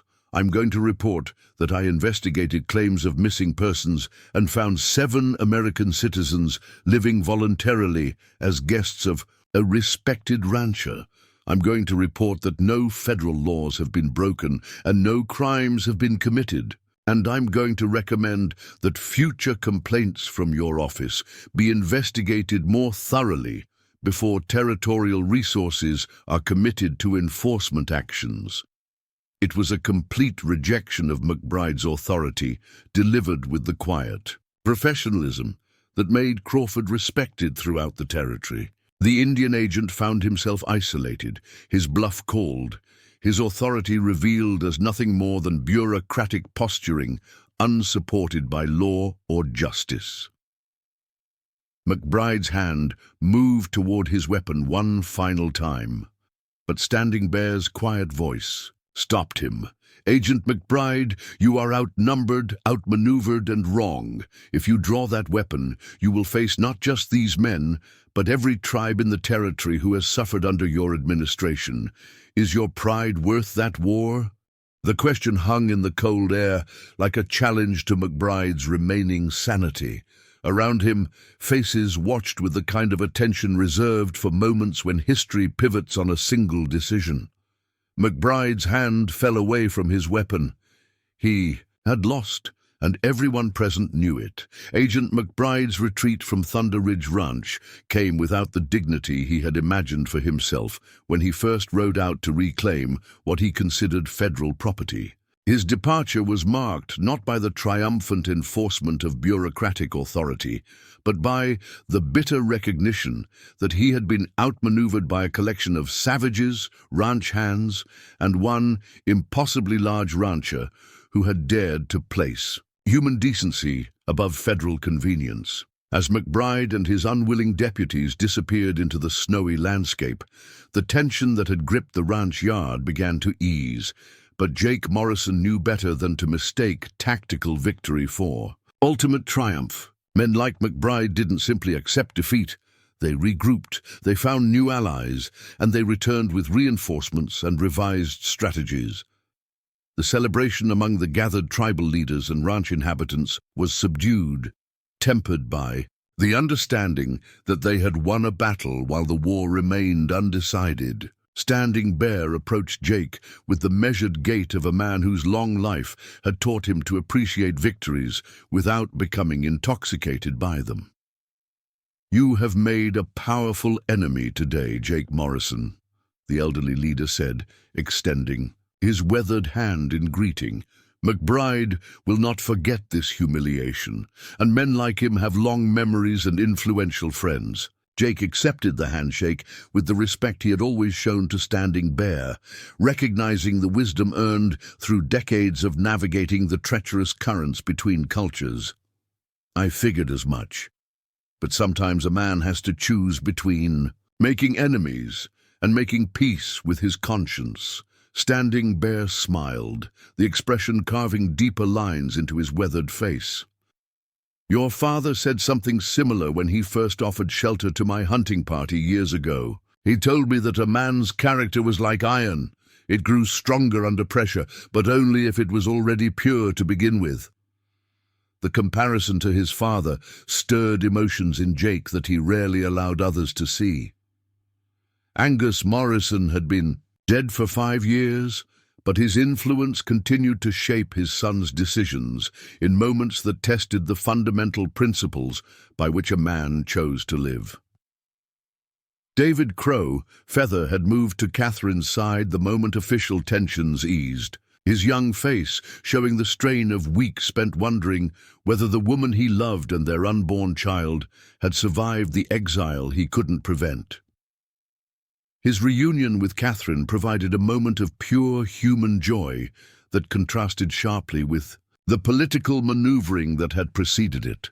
"I should have been there," David whispered, as he held Catherine close, his voice thick with guilt. "When the council voted, when they cast you out, you were protecting your own family," Catherine replied gently. "If you had been there, they would have exiled you too, and then our child would have been orphaned instead of simply born in exile." Benjamin Whitehorse, the uncle who had arrived too late to prevent his niece's banishment, gathered the 7 sisters around him with the careful attention of a man trying to repair damage he blamed himself for not preventing. At 53, Benjamin carried himself with the dignity of a man who had served as a tribal judge before the federal government decided that Native Americans were no longer capable of governing themselves.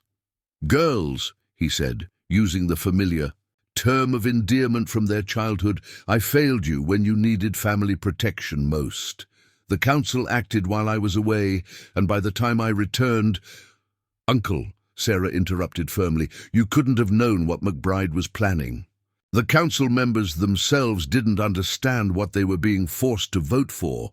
Benjamin nodded, but Jake could see the weight of guilt in the older man's shoulders. It was a burden Jake understood, the responsibility that came with being someone others depended on, and the crushing sense of failure when circumstances prevented you from protecting those you loved. "What happens now?" Benjamin asked Jake directly. "McBride will report this to his superiors in Washington. There will be questions, investigations, pressure from people who see any challenge to Indian agent authority as a threat to federal control." Jake had been considering exactly this question since McBride's retreat. The immediate crisis had passed, but the larger political implications were only beginning to unfold. 7 Lakota women living freely on a white rancher's property, protected by a coalition of tribal leaders, territorial marshals, and ranch hands, represented a dangerous precedent from the perspective of men who believed in the absolute authority of federal Indian policy. "We take it one day at a time," Jake replied. "The sisters are welcome at Thunder Ridge for as long as they want to stay. If Washington wants to make a federal case out of hospitality, they'll have to explain to the American people why the government is persecuting women who were nearly murdered by the officials supposed to protect them." Marshal Crawford, who had remained at the ranch to ensure McBride's peaceful departure, approached the conversation with the careful manner of a man still processing the implications of his own moral awakening. In the space of a few hours, he had evolved from a neutral enforcer of federal law to an active defender of justice, and the transformation carried consequences he was only beginning to understand. "Jake," Crawford said quietly, "I need you to understand what you're up against. McBride has connections in Washington. Military friends, political allies, people who share his views about Indian affairs. When he reports what happened here, it won't be described as a conflict between justice and injustice. It'll be framed as local authorities failing to maintain federal supremacy." Jake appreciated Crawford's honesty, even as he recognized the marshal's own vulnerable position. By refusing to arrest the sisters, Crawford had placed his career in jeopardy, aligning himself with principles that might prove costly in a territory where political survival often required moral compromise. "What about you, Wes?" Jake asked. "You stuck your neck out pretty far today. If McBride's friends decide to make an example," Crawford's weathered face settled into an expression of resigned determination. "I've been territorial marshal for 8 years, Jake. I've enforced good laws and bad laws, arrested guilty men and innocent men, kept the peace when peace served justice and when it served convenience. Today, for maybe the first time, I got to do the job the way it was supposed to be done." He paused, looking around at the mixed gathering of native leaders, ranch hands, and exiled women who had somehow formed a community based on shared principles rather than shared ancestry. "If standing up for what's right costs me my badge, at least I'll be able to look at myself in the mirror." Tommy Sullivan had been listening to these conversations with the practical concern of a man responsible for ranch security and logistics. As foreman, his job was to anticipate problems and prepare solutions, and the political storm gathering around Thunder Ridge presented challenges that couldn't be solved with better fencing or additional supplies. "Boss," Tommy said, pulling Jake aside, "we need to talk about the practical side of this situation. Word's going to spread beyond official channels. Some folks in the territory aren't going to be happy about Thunder Ridge harboring fugitive Indians, and they might decide to take matters into their own hands." Jake had been expecting this concern. Dakota Territory was home to plenty of settlers who had fled East Coast cities to escape economic hardship, and some of them had brought with them the kind of racial prejudices that made them view any challenge to white authority as a personal threat. The presence of 7 educated Lakota women at Thunder Ridge, protected by a coalition that included native leaders and sympathetic whites, would be seen by some as a dangerous precedent that needed to be crushed before it inspired similar acts of defiance. "What are you thinking?" Jake asked. Tommy glanced around to ensure their conversation remained private. "We need more men, better weapons, and supplies that can last through a siege if it comes to that. The boys are loyal, but there's only 6 of us. If McBride comes back with federal marshals, or if some of the more hot-headed settlers decide to form a vigilante committee, how long would it take you to get to Deadwood and back with supplies?" 2 days, maybe 3 if the weather turns bad again, Tommy replied. "But Jake, I don't like the idea of leaving you short-handed while tensions are this high." Jake considered the alternatives. Thunder Ridge Ranch was isolated enough to provide some natural protection, but that same isolation could become a trap if hostile forces surrounded the property. The ranch's water came from a well on the property, and there was enough stored food to last several weeks, but ammunition and medical supplies were limited. "Take Peter Crow Dog with you," Jake decided. "He knows the territory, speaks both languages, and can help you avoid any complications you might encounter on the road." As these practical preparations continued, the 7 sisters found themselves adapting to a new kind of uncertainty. The immediate threat of freezing to death had been replaced by the more complex challenge of building lives in the space between exile and acceptance. They were no longer reservation Indians subject to agent authority, but they weren't fully integrated into territorial society either. They existed in a liminal space that offered both freedom and vulnerability. Mary and Elizabeth had volunteered to help Martha Washington with the increased cooking and household management required by the expanded population at Thunder Ridge. Their work in the kitchen provided a sense of purpose and belonging, while allowing them to contribute meaningfully to the community that had saved their lives. Anna had begun working with Joe Crow Dog to establish communication networks between Thunder Ridge and various tribal communities throughout the region. Her linguistic skills and his knowledge of tribal politics made them an effective team for gathering intelligence about potential threats and building alliances with sympathetic groups. Margaret, despite her injured leg, had found her calling, working with the ranch's horses. Her gentle manner and intuitive understanding of animal behavior made her valuable in training and caring for the stock that formed the economic foundation of Thunder Ridge's prosperity. Catherine spent her days resting and preparing for the birth of her child, but she also worked with David to plan for a future that seemed increasingly uncertain. The baby would be born into a world where its parents' legal status remained unclear, where federal authorities might claim jurisdiction over its life, and where simple survival might require constant vigilance. Ruth, the youngest and most intellectually curious of the sisters, had thrown herself into Jake's library with the enthusiasm of someone who had been denied access to knowledge for too long. She read voraciously, absorbing everything from agricultural manuals to philosophical treatises, her young mind eager to understand the larger world that had suddenly opened before her. And Sarah, still the protector and leader among her sisters, worked closely with Jake to understand the political and legal challenges they faced. She studied territorial law, federal Indian policy, and the complex web of treaties and regulations that governed relations between native communities and the wider American society.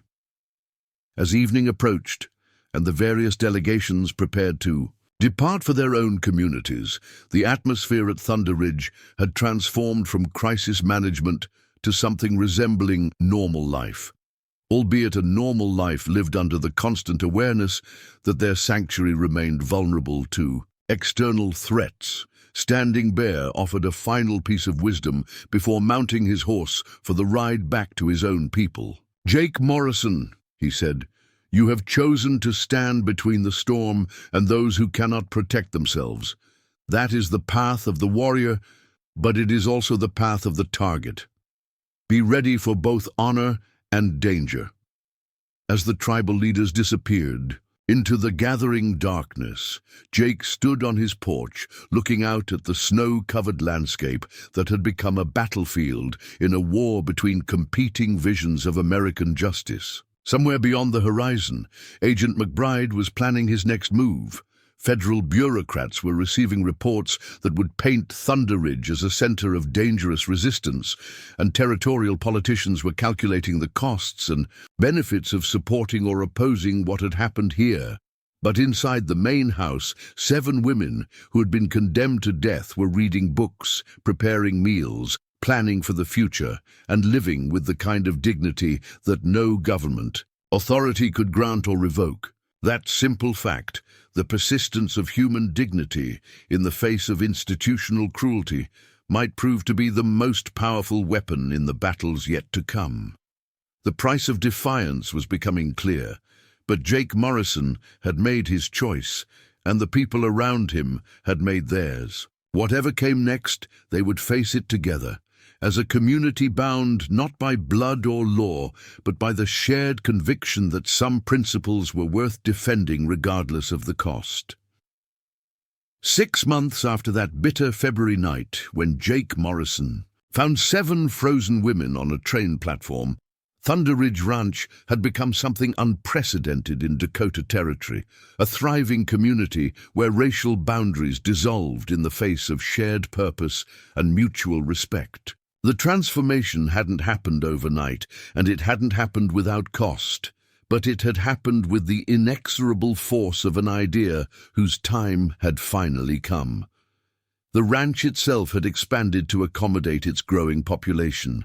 What had begun as Jake's bachelor homestead now included additional cabins for the married couples among his workers, a larger schoolhouse where Ruth taught children from 3 different cultural backgrounds, and a medical clinic where Catherine, now a skilled midwife following the birth of her daughter, provided healthcare to anyone who needed it, regardless of their ability to pay.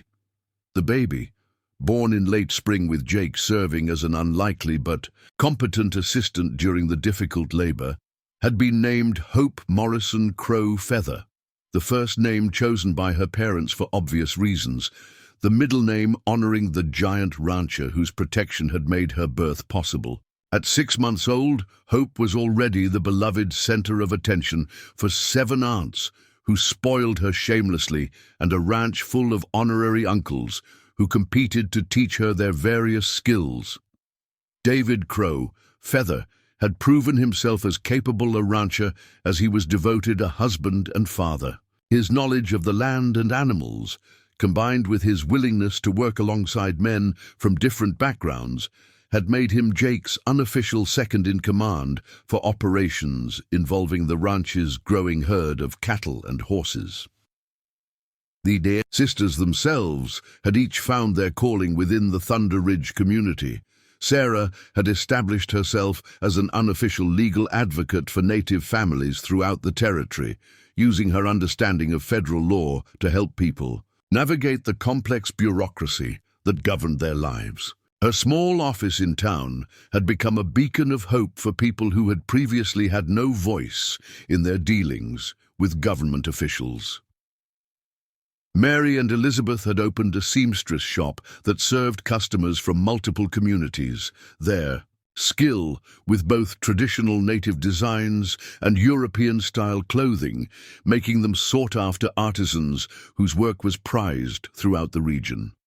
Their success had proven that integration didn't require abandonment of cultural identity. It simply required mutual respect and fair dealing. Anna had become the territory's most skilled translator and cultural mediator, working with territorial authorities, tribal leaders, and business people to resolve disputes and facilitate communication. Her linguistic abilities had made her invaluable in negotiations that might otherwise have devolved into misunderstanding and conflict. Margaret had established the region's most successful horse training operation, her intuitive understanding of animal behavior and her patient teaching methods, producing mounts that were prized by ranchers, cavalry officers, and tribal leaders alike. Her disability, which had been used as justification for her exile, had proven irrelevant to her ability to contribute meaningfully to her community. Ruth, now 15 and growing into a formidable intellectual, had founded the territory's first integrated school, teaching Native and white children together in violation of several federal regulations that everyone agreed to ignore. Her students consistently scored higher on territorial examinations than children from segregated schools, proving that education flourished when it was freed from the constraints of prejudice. The success of Thunder Ridge hadn't gone unnoticed by territorial authorities, but the political landscape had shifted in ways that worked in their favor. Agent McBride's increasingly erratic behavior and his obvious failures in Indian affairs had eventually attracted the attention of reform-minded officials in Washington. An investigation into his administration had uncovered evidence of embezzlement, coercion, and abuse of authority that resulted in his dismissal and prosecution. His replacement, a younger man named Jonathan Pierce, who had studied at Harvard and believed in what he called progressive Indian policy, had visited Thunder Ridge personally to understand how such successful integration had been achieved. His report to Washington described the ranch as a model for future development in Indian affairs, praising Jake's approach as evidence that racial cooperation could be both profitable and peaceful. Marshall Crawford had not only retained his position, but had been promoted to Chief Territorial Marshal, his handling of the Thunder Ridge crisis cited as an example of law enforcement that served justice rather than mere bureaucratic convenience. His recommendation that similar communities be encouraged rather than suppressed had become official territorial policy. But the most significant transformation had been in Jake Morrison himself. The man who had once lived in comfortable isolation, content with the company of his horses and his books, had discovered that leadership was not a burden to be avoided, but a responsibility to be embraced. Thunder Ridge had become more than a ranch. It had become a vision of what American communities could look like when they were built on principles of equality and mutual respect rather than fear and prejudice. On this particular autumn evening, as Jake stood on his porch, watching the sun set over land that had become home to more than 40 people from various backgrounds and cultures, he reflected on the letter he had received that morning from the territorial governor. Thunder Ridge Ranch had been selected to host a delegation of congressmen and foreign observers who wanted to study successful examples of racial integration on the American frontier. The irony wasn't lost on him. What had begun as a simple act of human decency, rescuing 7 women from freezing to death, had somehow evolved into a political symbol and a model for social policy. Politicians who had once viewed Thunder Ridge as a dangerous challenge to federal authority now praised it as an example of American innovation and progressive thinking. Sarah joined him on the porch, her own day's work completed. She now served as Thunder Ridge's unofficial ambassador to the outside world, traveling throughout the territory to speak at churches, schools, and political gatherings about the community they had built.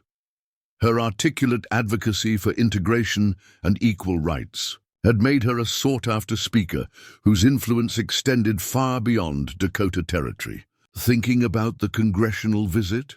she asked, settling into the chair beside Jake's with the comfortable familiarity of family. "Among other things," Jake replied. "Seems strange that people want to study us like we're some kind of exotic specimen. We're just folks trying to live decent lives and treat each other with respect." Sarah smiled at his characteristic understatement. "Jake Morrison, you have a talent for describing revolutionary change as common sense. What we've built here isn't just folks living decent lives. It's proof that the American promise of equality can actually work if people are willing to make it work." Through the windows of the main house, they could see the evening activities that had become routine at Thunder Ridge. Ruth was tutoring 2 young ranch hands in mathematics, while Anna translated a legal document for a native family from a neighboring reservation. Mary and Elizabeth were teaching Catherine advanced sewing techniques, while Hope played contentedly in her basket nearby. David and the other men were discussing plans for expanding the horse training facilities. It was, Jake reflected, exactly the kind of scene his father had envisioned when he designed the ranch house with hospitality in mind. The space had found its purpose not as a monument to individual success, but as the heart of a community that proved daily that people of different backgrounds could not only coexist, but thrive together. "Sometimes I wonder what would have happened if I'd ridden past that train station that night," Jake said quietly. "If I'd minded my own business and left you ladies to whatever fate had in store." Sarah considered the question seriously. It was one that had occurred to her many times during the challenging months when their survival had been far from certain. "I think," she said finally, "that you wouldn't have been able to live with yourself. And I think that's exactly why you stopped." She paused, watching as Tommy Sullivan emerged from the bunkhouse with a letter in his hand, probably correspondence from one of the many communities that now sought advice on establishing their own integrated settlements. "Jake," she continued, "you didn't just save 7 women that night. You saved the idea that American justice could be more than just words on paper. You proved that individual courage could challenge institutional injustice and win." Jake shifted, uncomfortably, as he always did when people tried to make him into something larger than he believed himself to be. "I did what any decent person should have done." "Exactly," Sarah said with a smile, "and that's what made it revolutionary. Because in a world where indecent people had been allowed to set the standards for too long, simple human decency became an act of rebellion." Tommy approached the porch with the letter, his expression suggesting good news. "Boss, this came from the territorial capital. Governor Morrison, no relation, I assume, wants Thunder Ridge to establish a training program for territorial marshals. Seems like they want to teach other lawmen how Marshal Crawford handled our situation." Jake accepted the letter with the resignation of a man who had discovered that success brought its own complications. Thunder Ridge Ranch had become so successful as a model of integration that it was in constant demand as an example, a training ground, and a symbol of progressive American values. "What do you think?" Jake asked Sarah, who had become his most trusted advisor on matters involving the wider political implications of their community. "I think," she said, "that we have a responsibility to share what we've learned. If other communities can avoid the kind of crisis we went through by learning from our experience, then we owe it to them to help." As if summoned by their conversation, the other sisters began appearing on the porch for their evening gathering, a tradition that had begun during those first uncertain weeks at Thunder Ridge and had continued even as their community grew and prospered. Ruth brought her ever-present book, Anna carried baby Hope, Margaret limped out with dignity intact, Mary and Elizabeth emerged from their workroom still discussing design ideas, and Catherine joined them with the quiet satisfaction of a woman who had found her purpose in helping others. "So," Mary said, settling into her customary spot, "are we going to become a school for teaching people how to treat each other decently?" "Seems like we already are," Elizabeth replied with a laugh. Between Ruth's school, Anna's mediation work, Sarah's legal advocacy, and all the visitors we get, we're already teaching half the territory. Margaret nodded thoughtfully. "The difference is that now it would be official, with government support instead of government opposition." Catherine, nursing her daughter, looked around at her sisters and the community they had built together. "Do you ever miss it? The reservation, I mean, the way things were before?" It was a question they had all wrestled with during the difficult months of adjustment. They had lost their connection to their birthplace, their extended family, and many of the cultural traditions that had shaped their identities. But they had also gained something precious, the freedom to be fully themselves without apology or compromise. "I miss the good parts," Ruth said thoughtfully. "I miss grandfathers, stories and grandmother songs. I miss the ceremonies that connected us to our ancestors and to the land. But I don't miss being told that learning to read was a betrayal of my people," Anna added. "I don't miss being told that speaking English fluently made me less Indian." "I don't miss being exiled for falling in love," Catherine said quietly, looking down at her daughter. "And I don't want Hope to grow up in a world where love has to ask permission from politicians." Sarah, who had carried the heaviest burden of leadership throughout their ordeal, spoke last. "I miss the dream of what the reservation could have. Binder, a place where our people could preserve their traditions while also embracing new opportunities. But I don't miss the reality of what it became under agents like McBride." She looked around at the community that had grown up around them. "Here, we don't have to choose between being Indian and being American. We can be both, fully and without apology, and our children can be whatever they choose to become." As darkness settled over Thunder Ridge Ranch, the lights in windows throughout the community created a constellation of human warmth against the vast prairie sky. Each light represented a story of survival, growth, and hope, realized despite seemingly impossible odds. Jake Morrison, the giant rancher who had changed 7 lives and been changed by them in return, looked out at the community he had never planned to create, but couldn't imagine living without. Tomorrow would bring new challenges, new visitors, new opportunities to prove that the American promise of equality was more than just rhetoric. But tonight, as he listened to the voices of people who had become family discussing the future, with optimism and determination, Jake knew that whatever came next, they would face it together. The words he had spoken on that bitter February night, "You're all coming now," had become more than just an offer of rescue. They had become the founding principle of a community that proved every day that human dignity was stronger than human prejudice, that individual courage could challenge institutional injustice, and that the simple act of treating people with decency could indeed change the world. The 7 sisters of Thunderidge had survived exile, poverty, prejudice, and the constant threat of violence. They had built new lives, raised children, established businesses, and created a community that served as a beacon of hope for people throughout the territory and beyond. And it had all begun with a giant rancher who refused to ride past people in need, and 7 women who refused to let injustice break their spirits. In the end, that was enough to change everything. Up next, you've got 2 more standout stories right on your screen. If this one hit the mark, you won't want to pass these up. Just click and check them out. And don't forget to like, subscribe, and turn on the notification bell so you don't miss any upload from us.